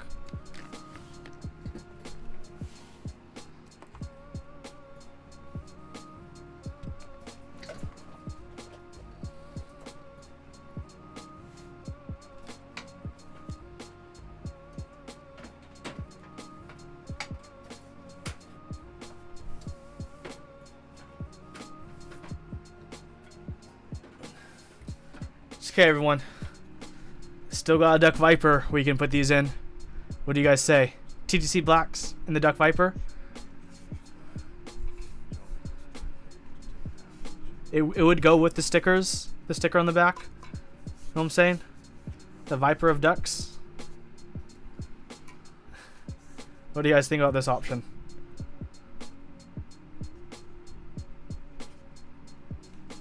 Yeah, I told you guys, I always have something up my sleeve.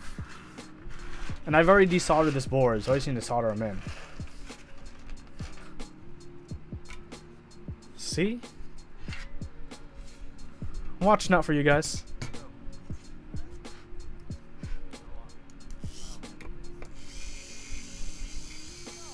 Linears in a board that says F linears. Yeah. You know what I'm about.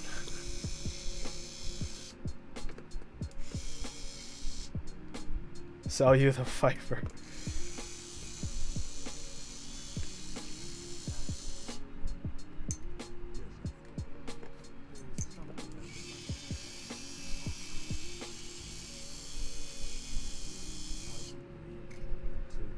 And then of course it goes to a 2.5, which makes me get a different driver set out.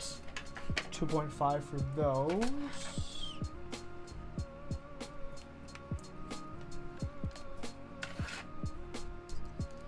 So I have to switch bit size.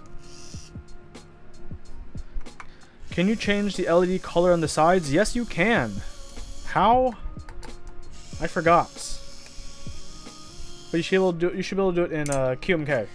If you haven't changed your side winder to QMK, you should. I believe it's on the repo.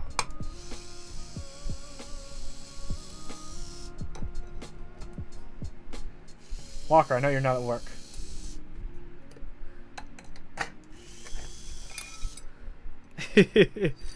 Well, Walker, I hope you're happy. I'm going to be using the TTC blacks that you shipped to Brian and myself. Oh yeah, guys, look at how to fix a PCB by Huey. Look at these beautiful trace connections. This is the ES120 screwdriver. There's a new ES121 as well. I hope they don't suck either, Walker. 'Cause I'm taking a chance on them by putting them in a pretty nice PCB.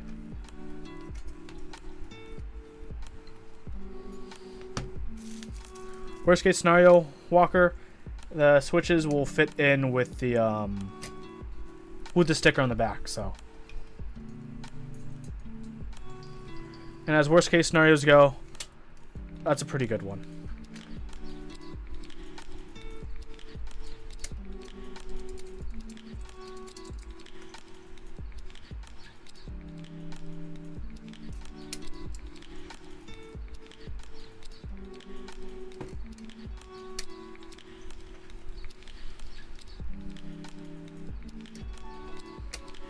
They feel smooth, but they have this kind of I know it's a really bad way to describe it, almost an emptiness. That's a kind of hedging my bets.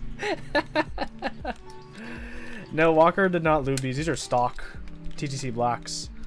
I always like trying switches stock before I lube them or mod them anyway.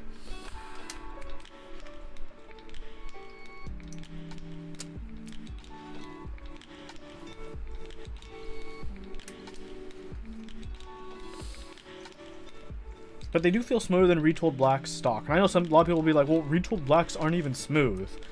Well, I mean, the people who say that are the same people who recommend retooled blacks to like people who are looking into linears, which is like, well, you just realized you just said, uh-oh, I need to fix this joint that broke off.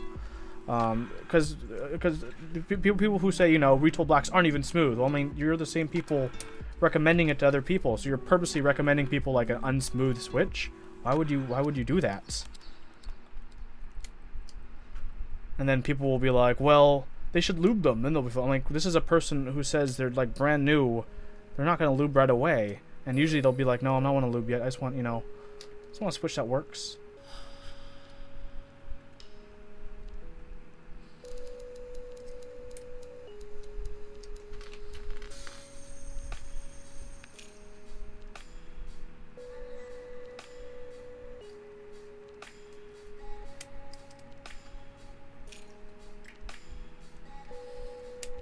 Walker, have you tried any spring swaps with these TTC blocks yet? By the way, as a curiosity.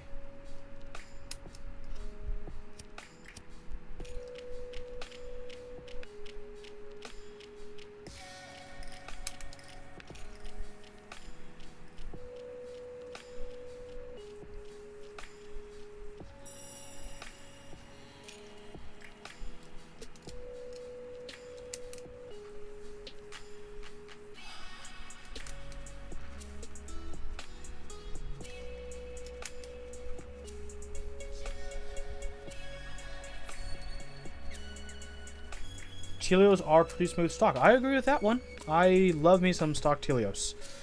I will still continue to say, you know, the sound of Telios aren't for everyone. I think the sounds are fine for Telios. They don't really bother me as much as some people. But I know if they bother a lot of people, and to those people I say, consider switching the tops if you are willing to put in that work. Walker using 72-gram cat wee wees. Didn't like the stock springs, but yours had half the switches with a visibly different spring than the other half. Oof, that's really weird.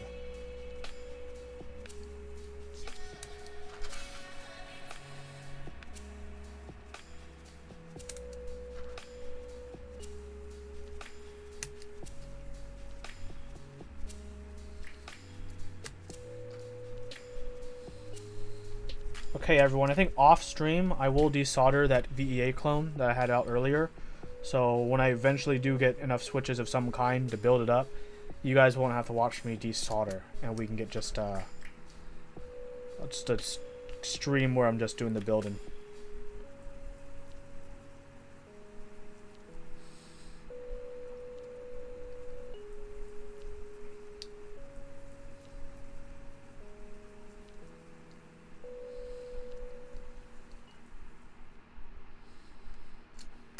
Melody, I think your favorite part of linear is using them as a sort of palette cleanser. Makes tactile switches feel more tactile when you put switch back. When you switch back, yeah, I agree.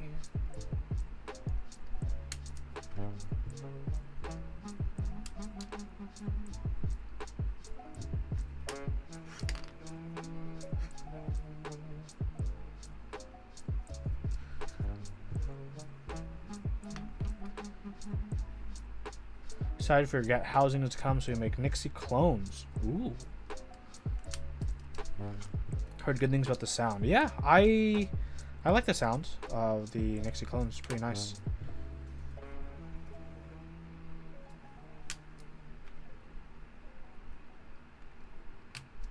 One of my favorite mixes actually is taking the Telios bottom and then Milky Gat top. There are a lot of people still not as low as they may like, depending on what plate they use. But if you haven't heard them lubed in my unicorn, oh, it's beautiful. I love it there.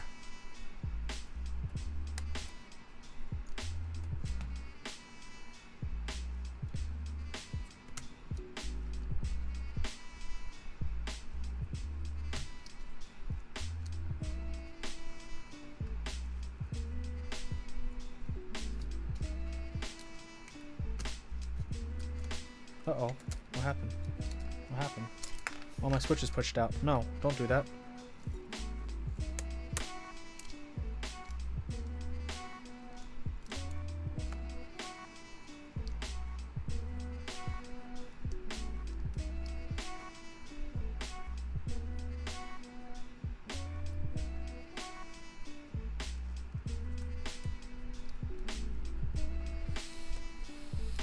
Hey CLDSKT. Rage Nation, you lubed SMB housing, got reds, and Contra sound really nice. Yes, Walker, it was the Telio bottom with the Milky Gat top. It's still on the higher pitch side, but when lubed and in a good housing lube combo, I think it's, like, for me, one of the best in terms of feel to sound. But that's just because, like, I have it in here. Walker, I'll bring mine out real quick.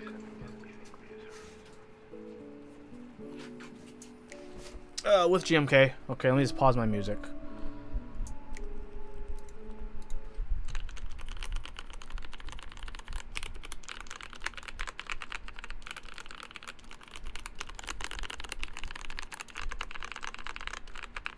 So they have a, still a higher note to them than the really, really, low thuds of Cherry.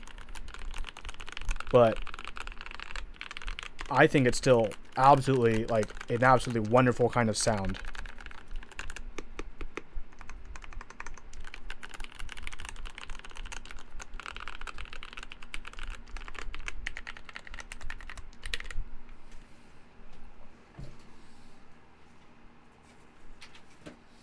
No, this is not a LZ. This is a Duck Viper.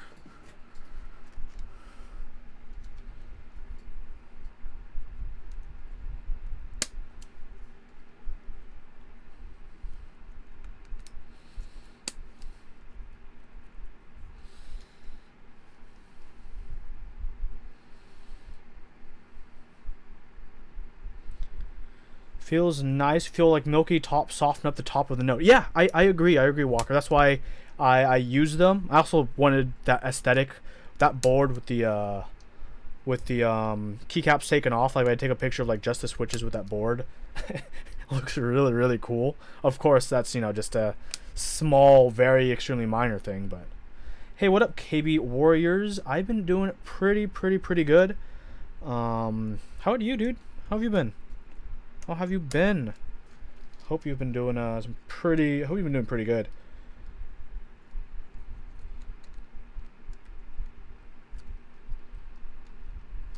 Seeing some of the more baller Insta pics that's been going up lately.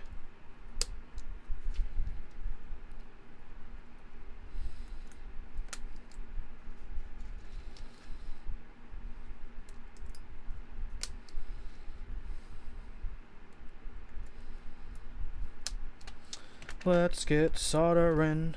Soldering, we gonna get soldering. I'm not gonna get my fume thing out.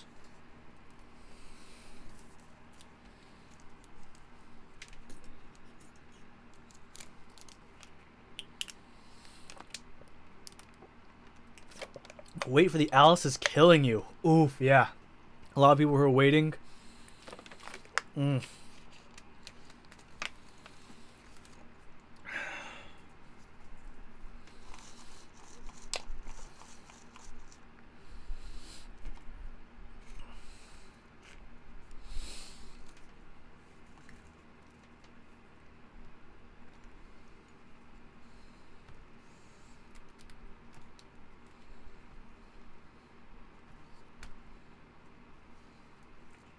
This one's hard because I need to like. How many Alice's were there? 40 group buy, 10, and there's gonna be 10 extras for sale.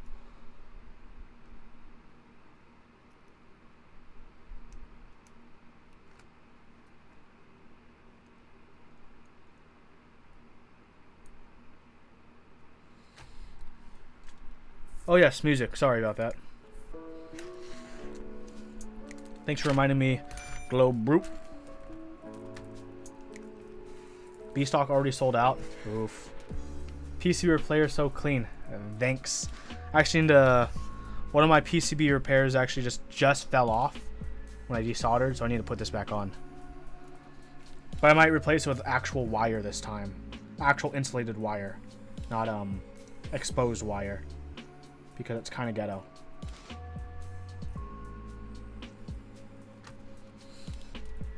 Hey, Uncle Bill Dronin.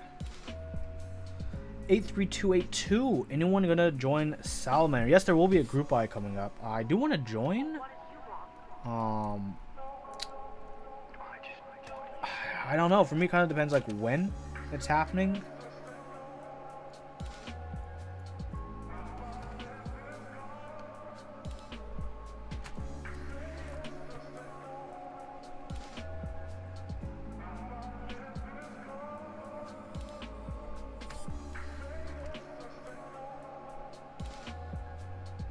I don't remember which switches I had to fix.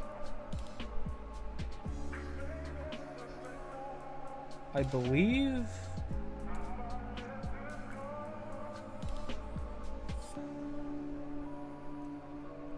I went like this. Let me double check. I'll check. Let me check that now. Hold on. Before I actually solder all the way, I need to check a PCB thing, everyone.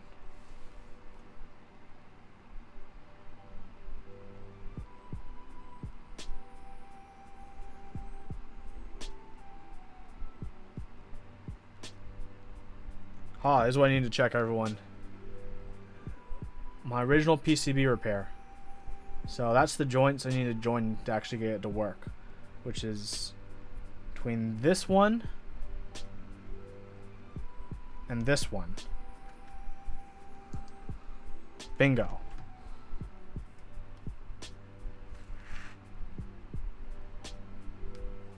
This one and this one.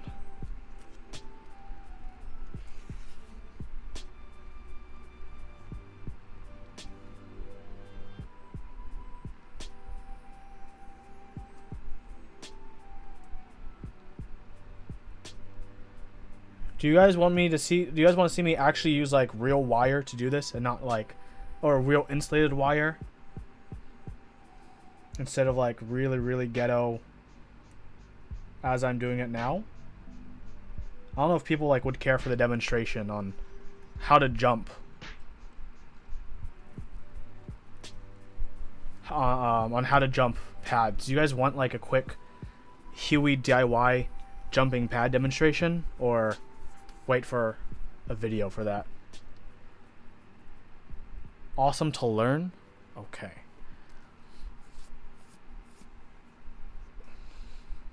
So let me just pull up Aqua Key Test right now.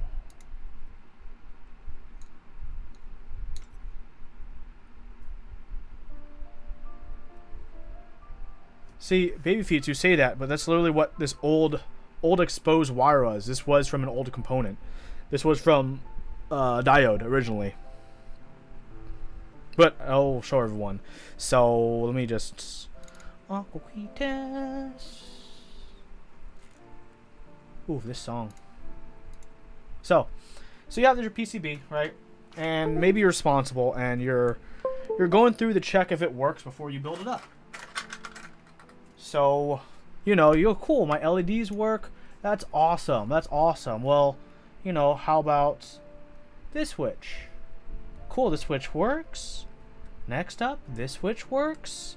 Next up, this switch. Next up, this switch. Next up. Oh, wait. What's happening here? This one's not going. Okay, well, how about this one next to it? Okay, that one next to it. That one next to it. This one. Okay, looks like I have an issue with this Y switch. Huh. So the Y switch is this one right here. I've identified this as, you know, next to it, that U works, next to it, the I works. So this is the switch. And I need to figure out how I can make it work. So switches work in a matrix, where you have, you know, just rows and columns. Think about that, rows and columns. So I need to figure out, is it broken in terms of how it connects with the row, or how it connects as the column, right? So what I want to do is I want to take just one of the pins, like this top one. What if I hit it with the bottom of another switch? Does it actuate? No. Okay. How about if I hit it with the bottom of one down here? No. How about one over here? No. How about reversing that? Take the bottom switch and hit it with the top of a switch next to it. Does that go? Nope, that just makes T go. Okay. So what if I use one that's different down the column? Oh, there we go. Look, I just made that Y actuate. So Y is here. When I try to short Y, it doesn't actuate, right? When I use this top one with any of the bottom switches near it, up or downstream, in either direction, it's not actuating, which is womp womp womp, right? Which means this is the issue. This one, this pad is the issue, because if I take the bottom one and I connect it with other ones, I'm actuating the other things that are around it, right? So that means this pad is still working, this pad is not. That means I need to find a replacement for this pad. I need to jump this pad to another working pad. That's what I'm going to be doing. So this pad isn't good, but what if I push this pad and this pad was already connected with a pad that does work? So the electricity doesn't get interrupted, it still goes. It doesn't stop at this dead pad. So if I hit this here, right, and I connect it to here, oh, look, I'm getting it to move across, right? That means hitting these two acts as if I'm hitting these two, which means I need to join this switch, join this pin or this pad to this pad. So I need to make that leap. So let's make that leap right now. That's what I need to do to get this working.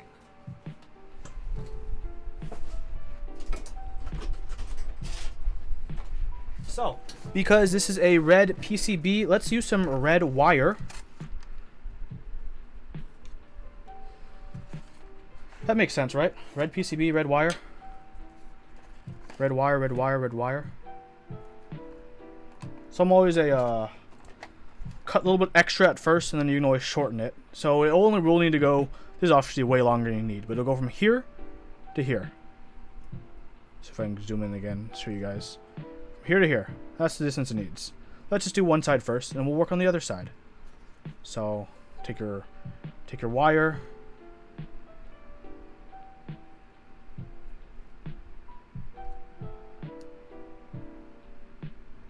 Actually strip the outside.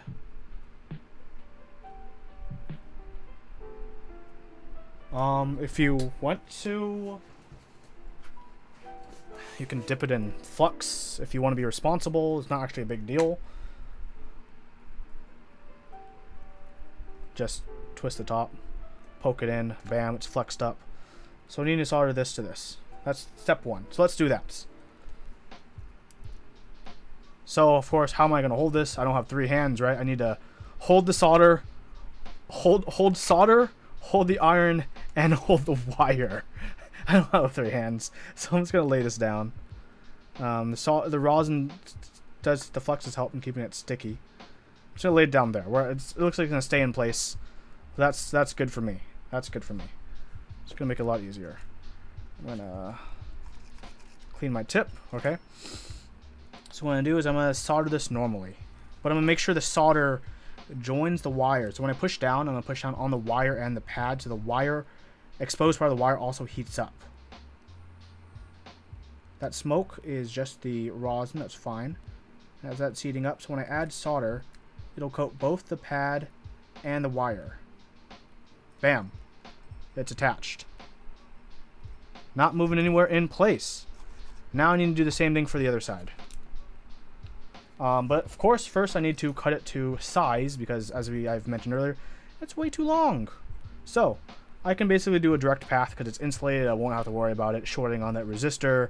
So I just need to cut it to a little bit after because I strip it, right? So I'm just gonna cut it right here. Sometimes people who are really good will size it and strip both sides before they even solder. That's what I should have done.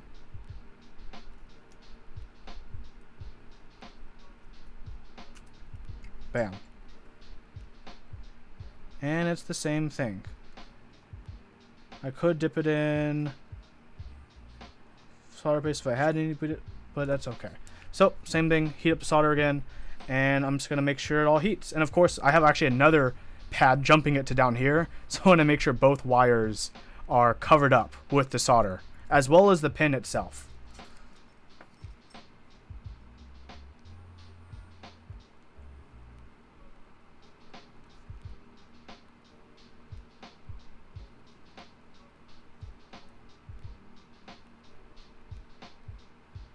Nope.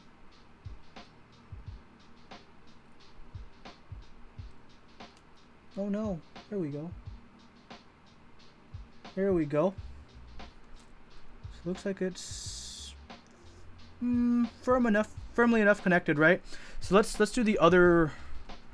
I don't know why I'm doing that when it's on. That's just irresponsible. So now let's do the other pin for this one and this one, and let's just go downstream and finish this one as well. So tinning the wire does help. That's correct. So now when I plug it in, I should just be able to hit the Y key on top. Where's the Y key? Q-W-E-R-T-Y. Oh, it's not going, so that means it's not actually completely soldered. It looks like I have a cold joint down the bottom. Let's fix that.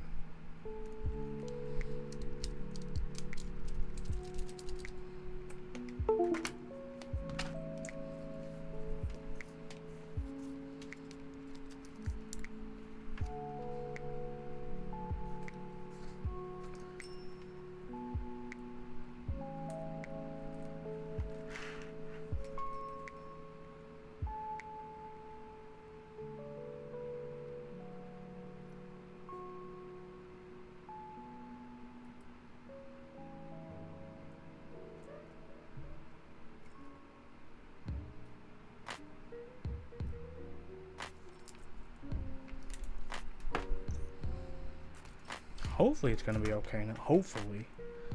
Could be the top one is cold as well.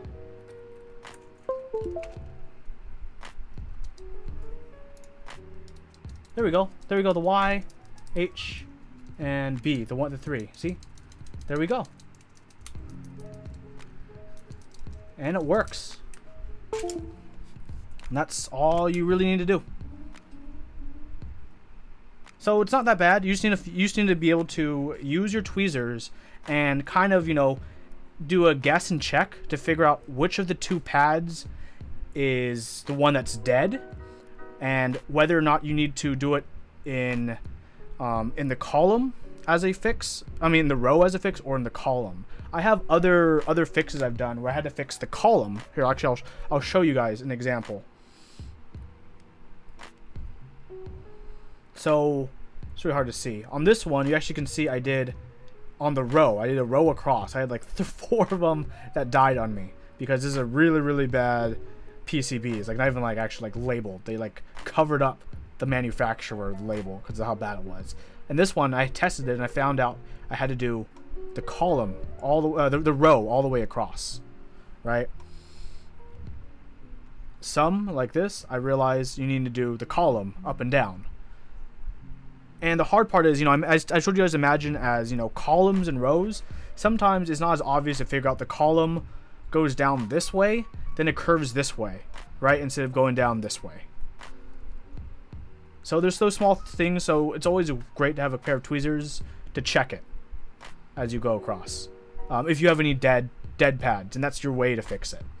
And if you lifted the pad on the one side, you can actually do it on the top side. Actually have jumpers on this side of the PCB.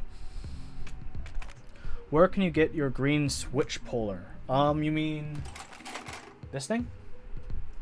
Just on Amazon. It's called an IC puller. The letter I, the letter C, puller.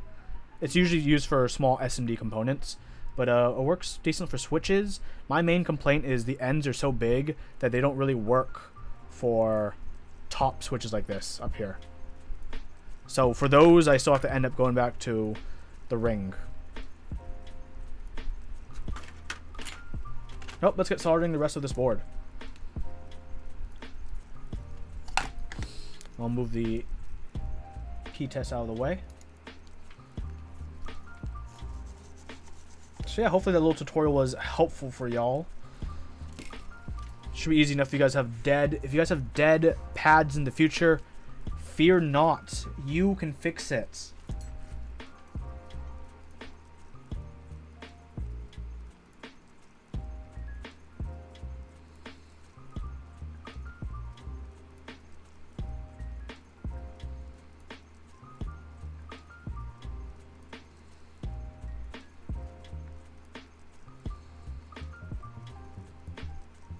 That feel when I got gloves out and I'm not even like putting them on. Come on, Huey.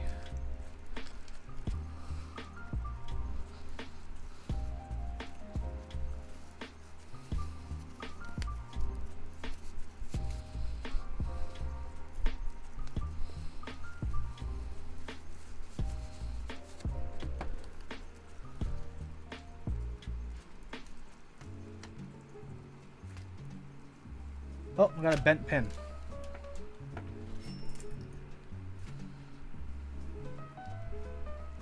Third switch.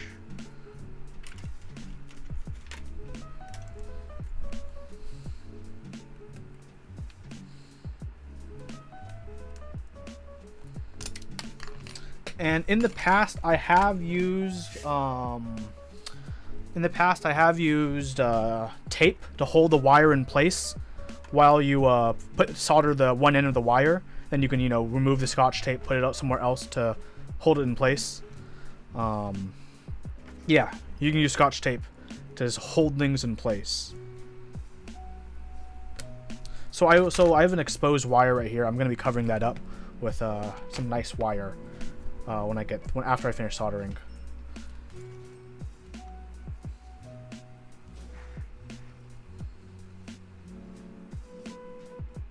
Okay.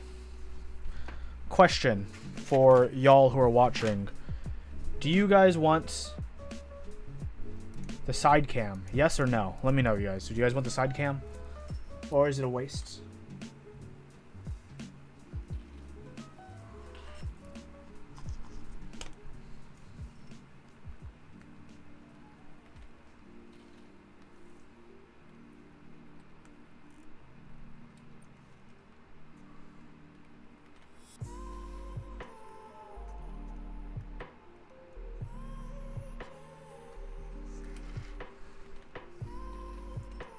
No.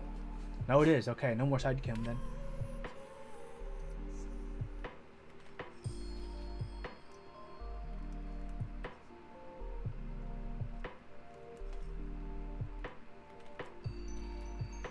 So basically, you guys, everyone prefers a 2-cam format with just face cam in the corner and then, you know, top, just or some one angle only for the main viewing area.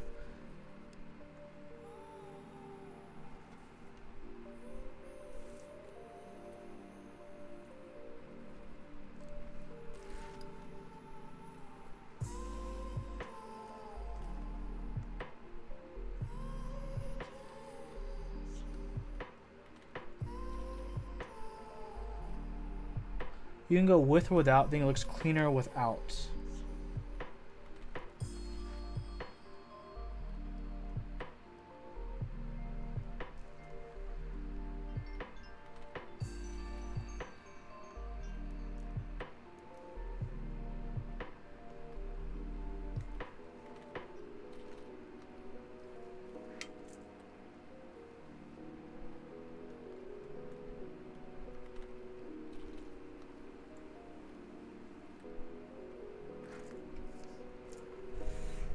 Probably depends on what you're doing. Go for only 2 if you were me. So if I had a side cam, for example, angle cam, it'd probably be best to leave it off and probably do, if I toggled it on, it'd replace this top cam temporarily if I wanted to show you guys something at an angle, is what I'm thinking.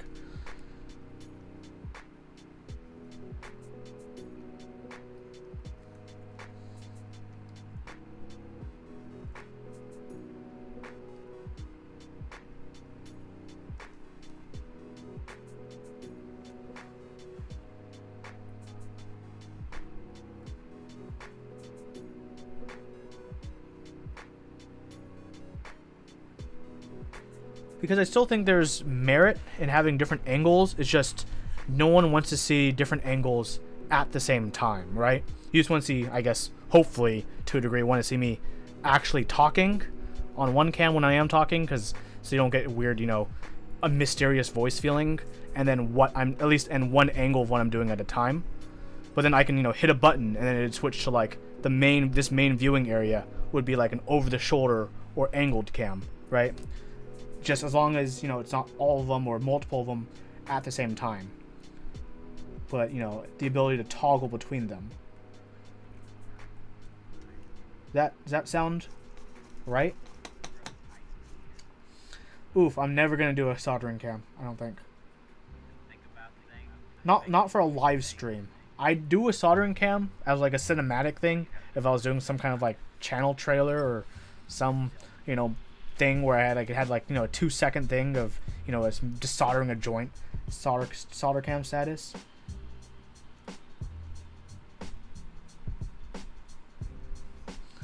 Oh, yeah, that makes sense. Okay, I'll keep that in mind. That means in the future I'll set up some different scenes for different angles for cameras, and then I can assign my M6 or a custom macro controller to switch between those. Or just get an Elgato Stream Deck. Make my life easy.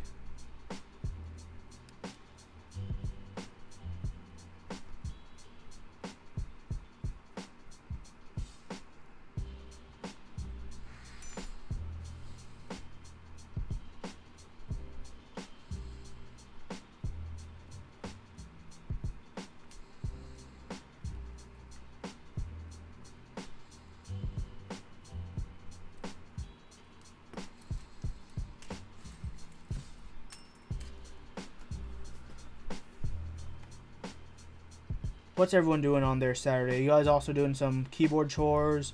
Or am I just, you know, in the background while you're focusing on some other things? What are y'all up to as I get through this soldering?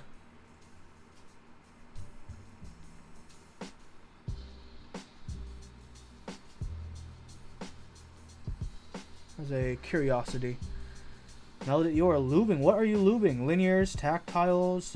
What kind of lube are you using? How are you lubing them? I want to hear the deeds. I want to hear what people in our community are up to.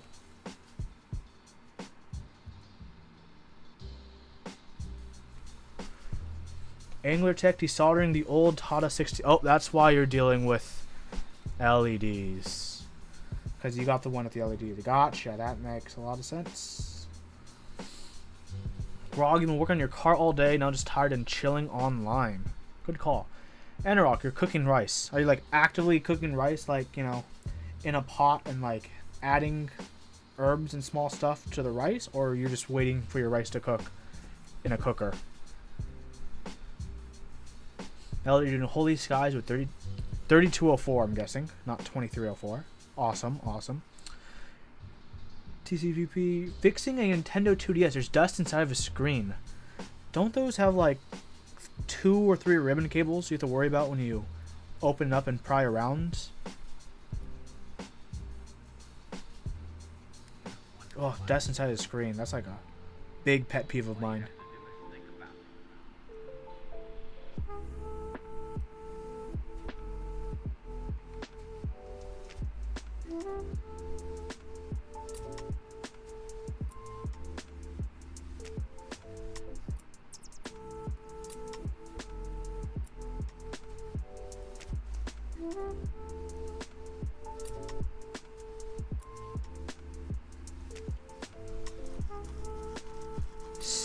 Seven ribbon cables? I thought like I was overshooting it with 3. 7 ribbon cables? Okay, hold on, let me guess. 2DS. Screen, both gamepad, the controls on left side, controls on right side, bumper, left side bumper, right side bumper, speakers? What's 7 ribbon? How do you get 7 ribbon cables? Maybe could start select the next one, but wouldn't at least one of something, a PCB would be somewhere? What? 7? Start select?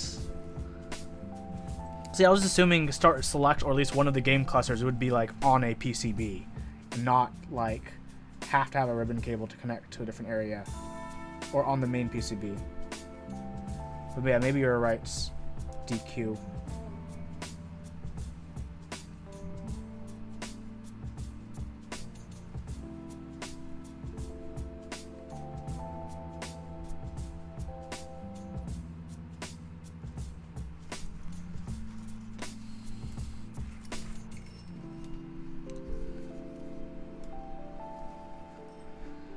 Henrock, first keyboard choice ago, finally had enough of your wife's stabilizer and Pro. You took those out, lubed them properly, sound much better. You should order authentic cherry.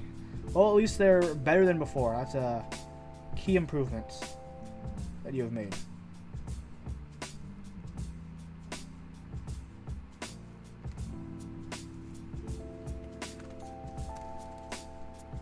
Was that switch even like... Oops. Oh shit. This was on the whole time? Whoops.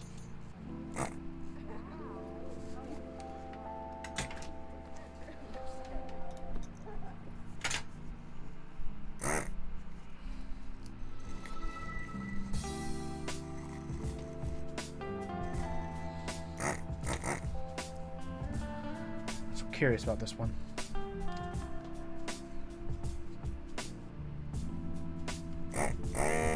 Come on, heat up.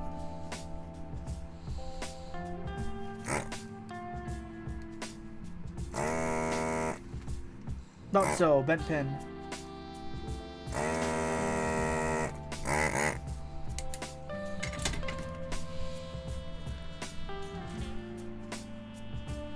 I trusted my instincts and I was rewarded.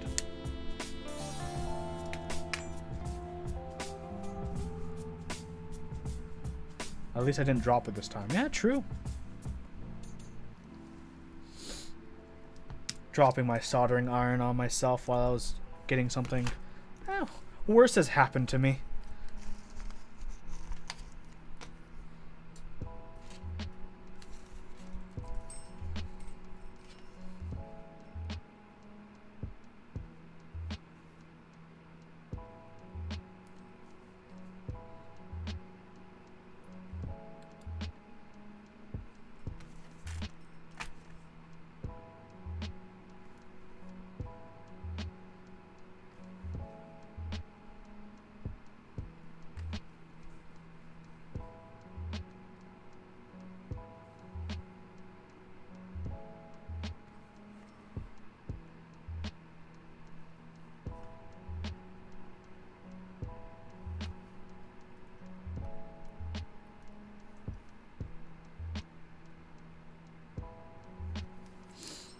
no one's been talking on YouTube, sorry, I totally forgot about you guys. I've been neglecting you guys. No, okay, cool.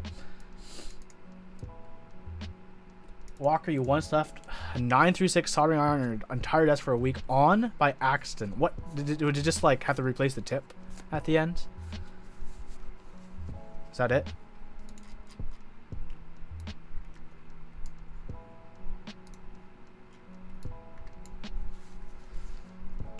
It should be done though. I'm going to cover this exposed part with some Captain tape.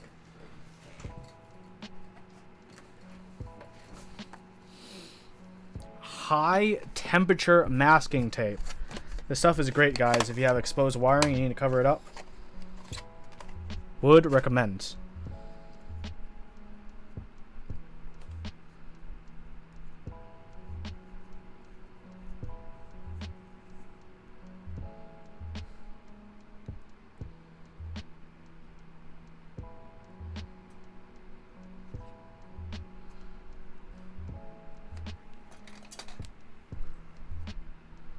Nothing happened. Tip was okay.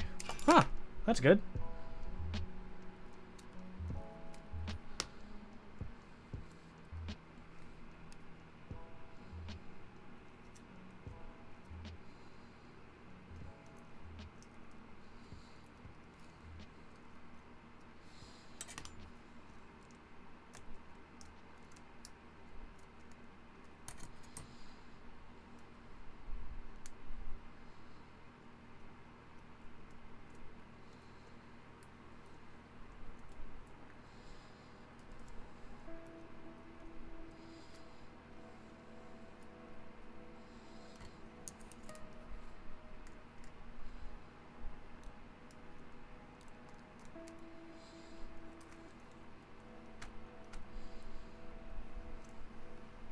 Cool. Had to clean the tip and tin it so it was okay. No major corrosion, as far as you could tell. That's good to hear. Cool. Well, in theory, if I plug it in, everything on this PCB should be good to go. Unless I forgot a joint. There we go.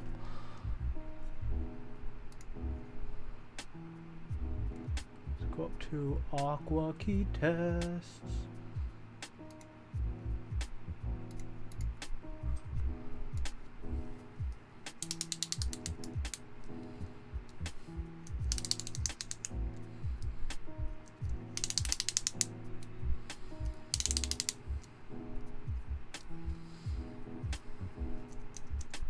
Yep.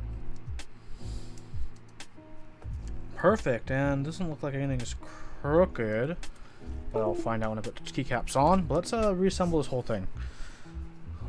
Reassemble these are kind of a pain because I gotta put these. So because I have to put this on upside down, I kind of like assemble part of it, one side, hold it together.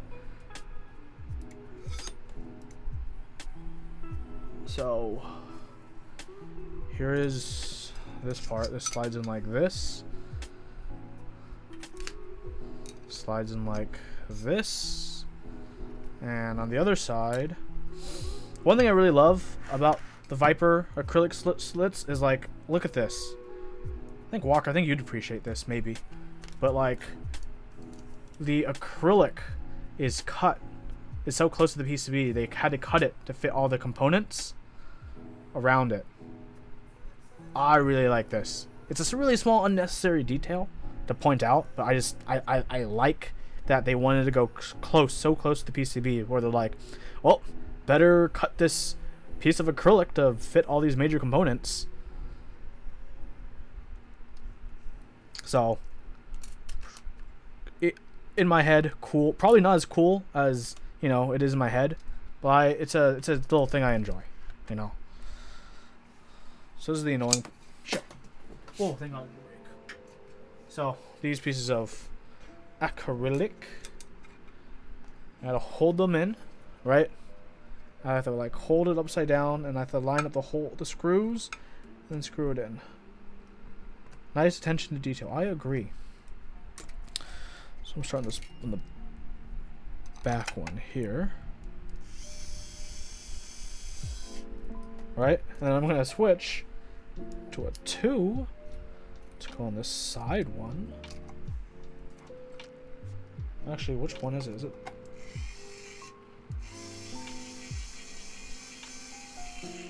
It's there. So that means these small ones are on the outside.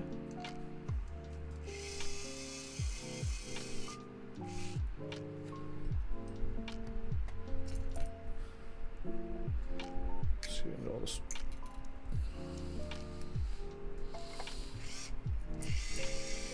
Why the tape on the solder cleaner? What? On the solder cleaner? What solder cleaner? What?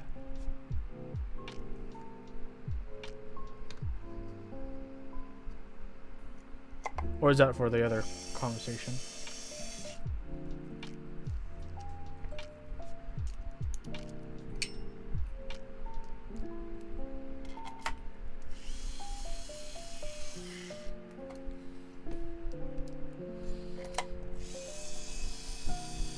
Tip cleaner. Oh, the tape. This tape? Oh, no reason. No reason. I could take it off right now if you want me to. It's literally just there because I had extra pieces of tape. And that's all. No actual reason.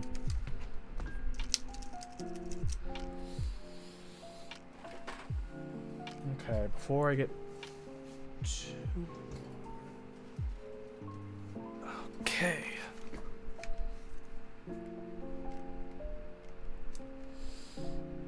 TTC space BLACK prints. We were expecting some unexpected pro tip. Fortunately not. Here we go. TTC black.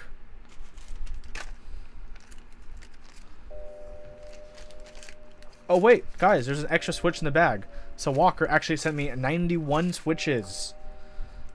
I'm a winner, guys. 91 switches. Because we didn't count the one in the bag. Still 6 switches short of the original goal, but let's flip it.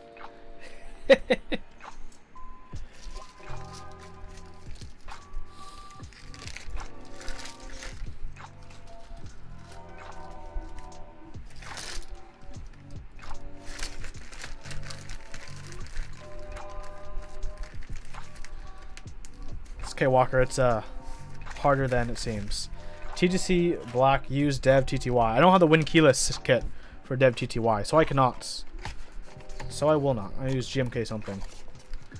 Did you need more? You have lots. I did need more, but it's okay. For now, I'll just use them on here. And if I do like them, I'll probably want to get more. Let's get a key set, guys. Let's get it. Let's get it. Let's just not dip your finger in this.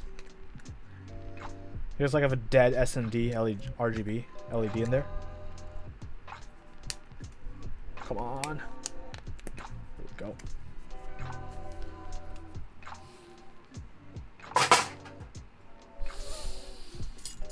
Let's put some keycaps on. Yeah, keycaps. Honeywell? Ooh.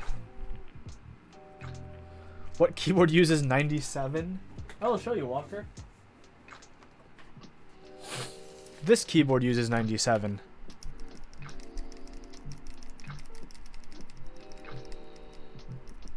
This is the switch that uses 97 that I needed.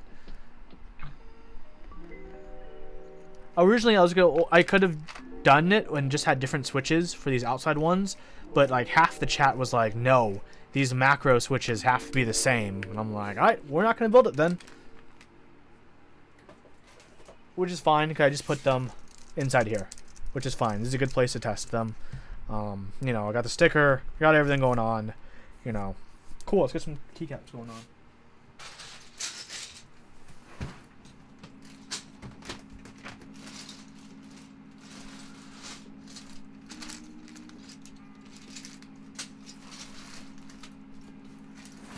Options.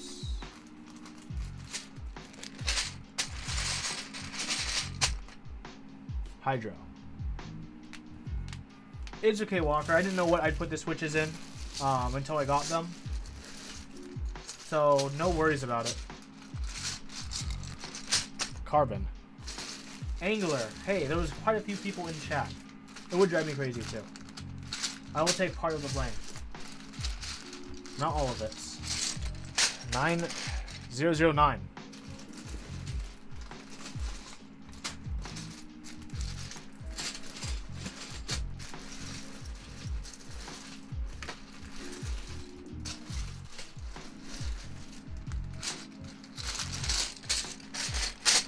Sawara.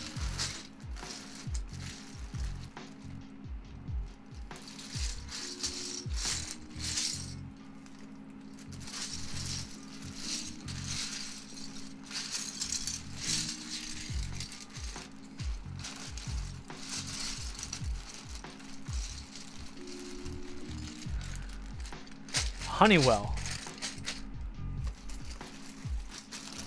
You accept Angler as your new nickname. Okay.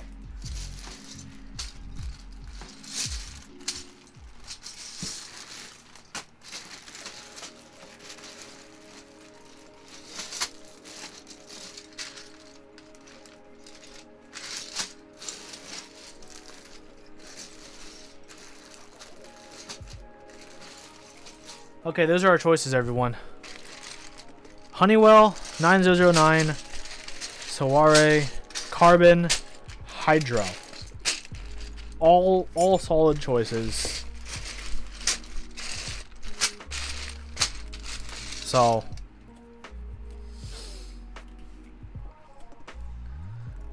got Hydro, Honeywell, Saware, Honeywell,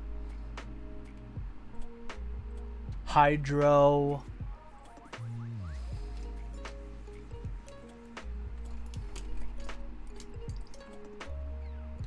Carbon.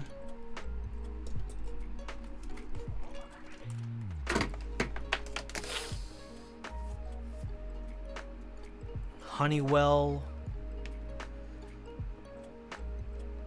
Honeywell is definitely a top contender. I'm going to take out 9009.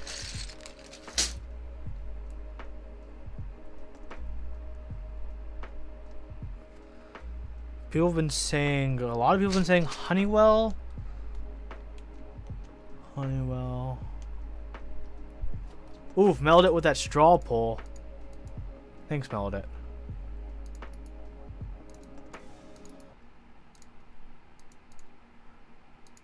I'm gonna post this on the top Clack right now. Oh, I can't hit enter. I don't have a keyboard plugged in.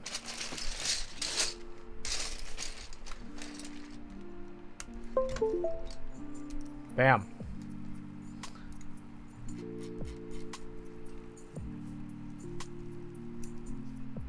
Bam. 4 Viper.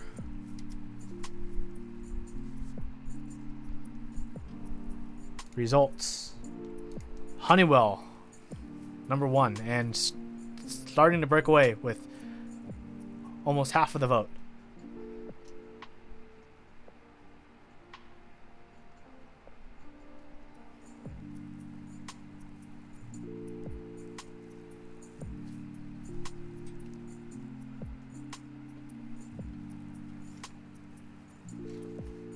Well, while that vote goes on for a little bit, I'm going to start cleaning up.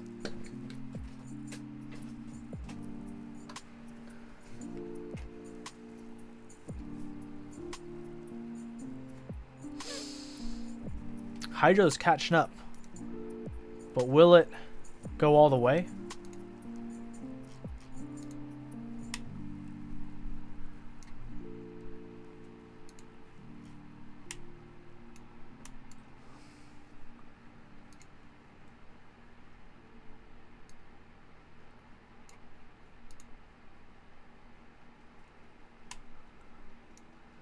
So I'm gonna say sorry, Carbon and 9009. Those two look like they're not gonna catch up.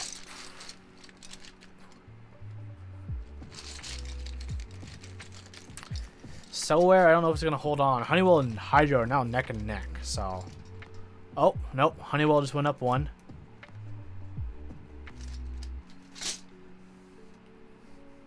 This is pretty close between Honeywell and Hydro. Oh, so we're trying to close the gap on Hydro.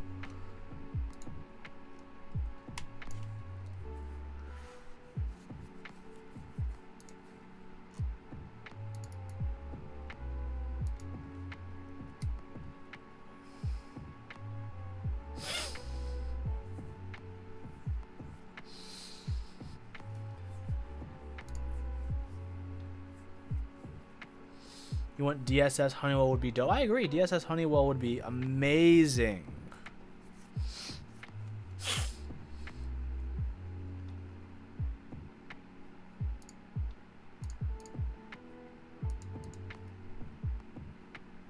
Alright.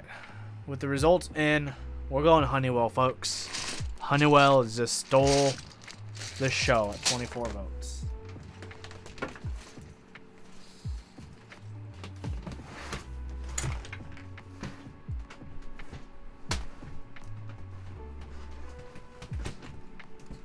Okay. Hey, Brand Headshot, I've not gotten any V2 Zeal samples yet. I know I will be getting some. That is a something confirmed. That will be happening. I will be getting some, but I've not got any yet. I just realized my face cam went away. There we go.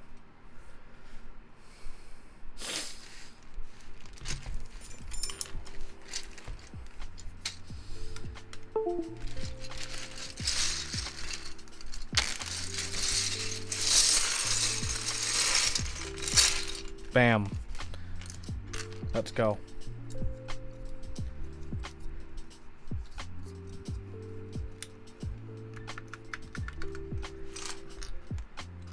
Accents or no accents, folks? You tell me. What do you guys feel like? Am I hitting up these accents? Am I ignoring them completely? Yeah, Viper's always a good-looking board.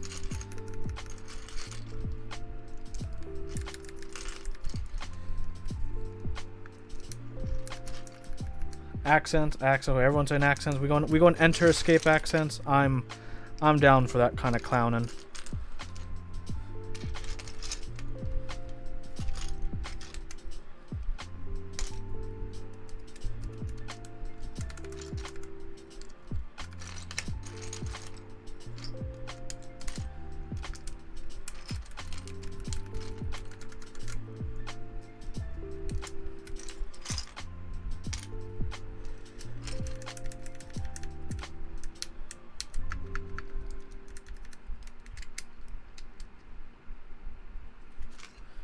This one, this has to come with 2 shifts, because this shift is not as shined as I think it. Yes, this one has two shifts. I wonder if you guys can see the difference in the shine levels between one and the other when I flash it into the light.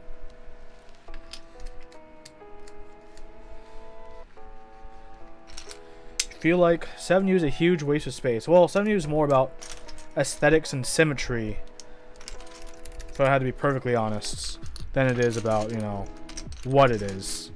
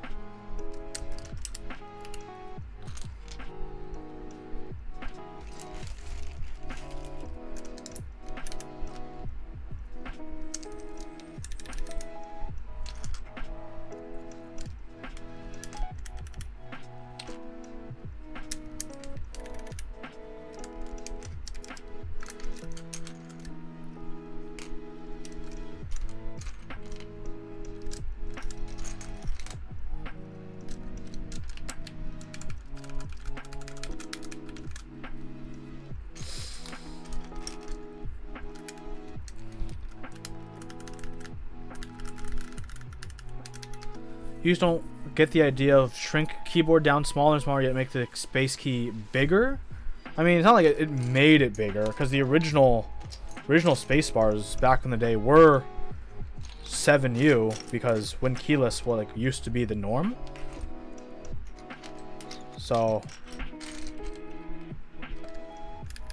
it's kind of based off that, of what was the norm, rather than, you know, well, we made it bigger because we can make it bigger. It's like, oh, right, that's how things were. Because arguably, if you want to be like, what's the peak efficiency? An 100% ortholinear board would be like the most bang for the buck. If you wanted like space the amount of keycaps. But of course, that's like becomes almost unusable.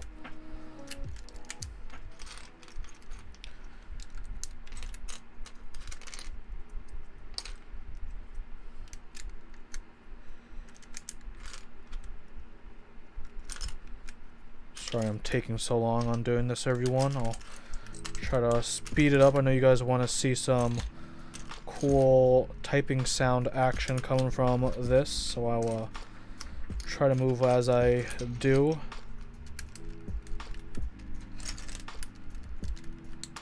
Oof, that shine.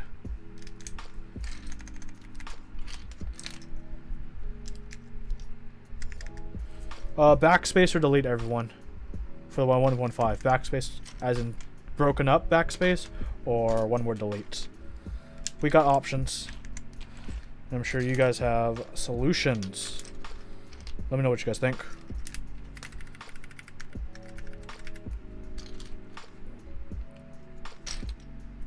Backspace or delete.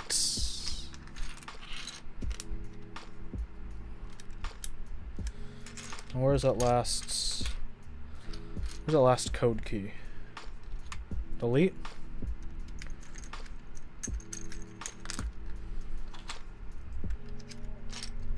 Code key, found it. Alright. Clean up all these keycaps.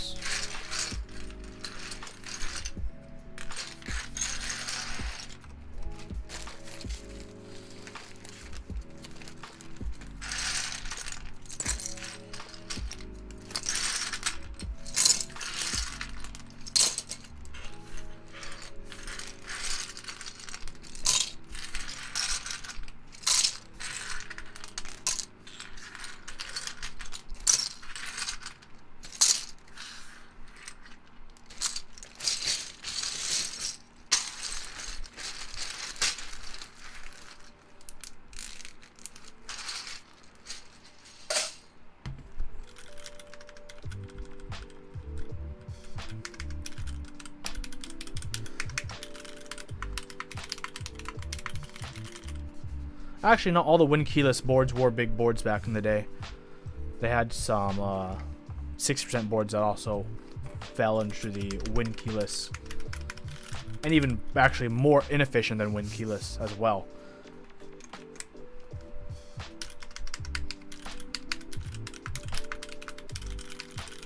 Cool. You guys want to hear typing sounds, I guess? These are like, you know, not broken in, unlubed TTC blacks. Oof, beautiful. So I'm not sure, like, probably won't sound the best, but it'll have sounds if that's what you're about. Turn my fan.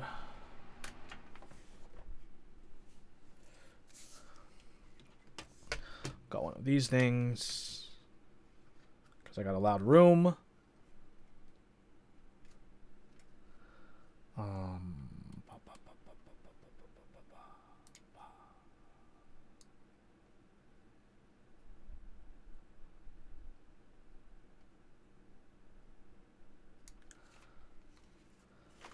Try to move everything up a bit. There.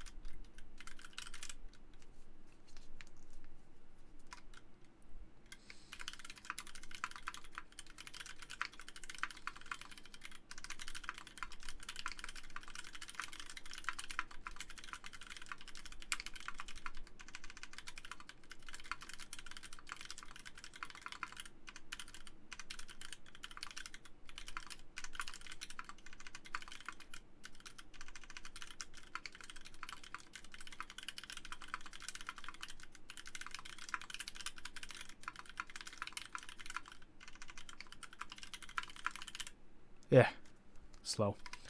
Not bad. Okay, hold on. I need to... I haven't typed on a board this steep for a while, so let me get a little crutch, aka a wrist rest. Why is this uneven? Hold on. Oh no, one of the feet from my wrist rest fell off. Okay, I'll take off the other corresponding feet for now. Okay, we're good. Let me move the microphone closer. It's one of these things away, you know what I'm saying?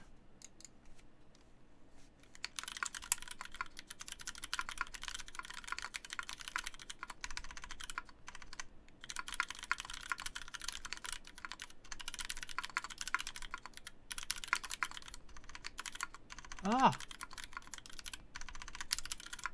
Come on, Huey.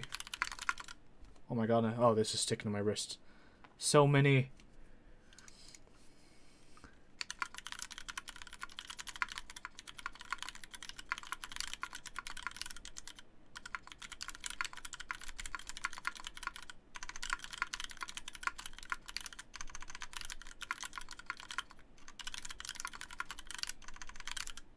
Not bad. Sounds alright. I hope it sounds a lot better when it's lubed. That's going to be a very interesting comparison. This before and after the lubricating.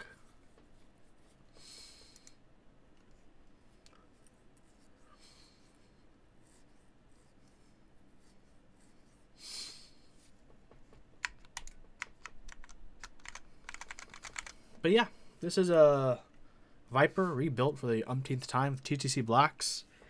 Not too bad, I gotta say so myself. Man, taking this Viper gonna take me some getting used to, because I've been typing on my clue board for quite a bit.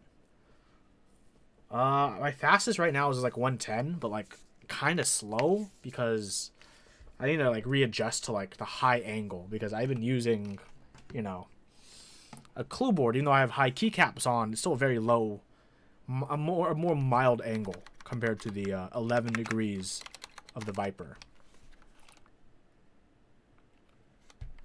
Like, see if I can do a comparison.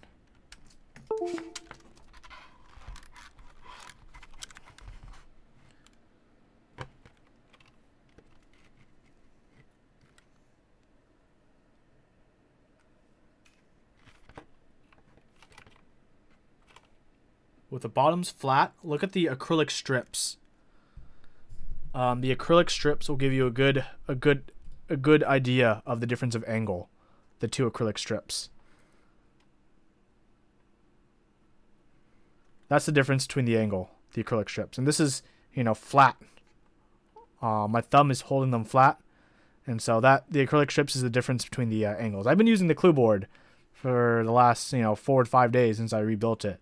So I've been used to this, and now I just like hopped on this, and my wrists are like, oof, this is different, Huey. This is different. This is really different. I'm like, yes, it is, wrists. Yes, it is. This is why, Vipers look great, because they look so aggressive, but the typing on them really is aggressive. It's 11 degrees. It's also very extreme. But that's why, a lot of people are like, oh, those keyboards look nice in pictures, because in the pictures, this angle looks absolutely beautiful in the pictures, right? It does look great. With the lights going on, you got this beautiful cutout that glows below the cutout as well. It does absolutely look great. But it's quite a bit to type on.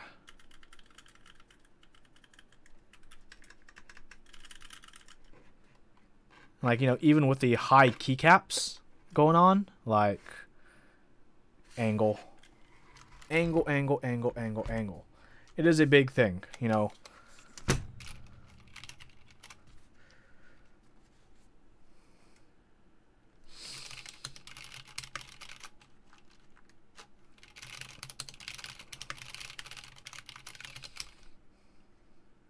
So, that's mostly it for my chores tonight. I hope you all enjoyed watching my keyboard chores, the one failure and 1.5 successes I had. I did rebuild the Viper. Awesome. I did fix a crooked switch on my TX60, which looks absolutely beautiful. So I'm pretty excited. Everything else otherwise went pretty good. I hope you guys enjoyed. Tomorrow, Brian and I will be on Keybtown, which is a keyboard podcast. So that's going to be pretty cool.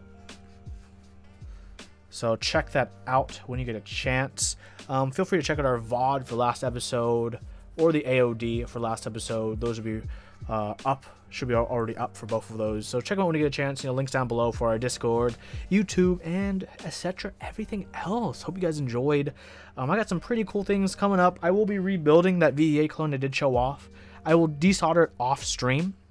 So when I do have switches for it, or I decide what switches I want to throw in and have enough of them, on stream we'll just do just the building. No extra time sync. It'll be just the building.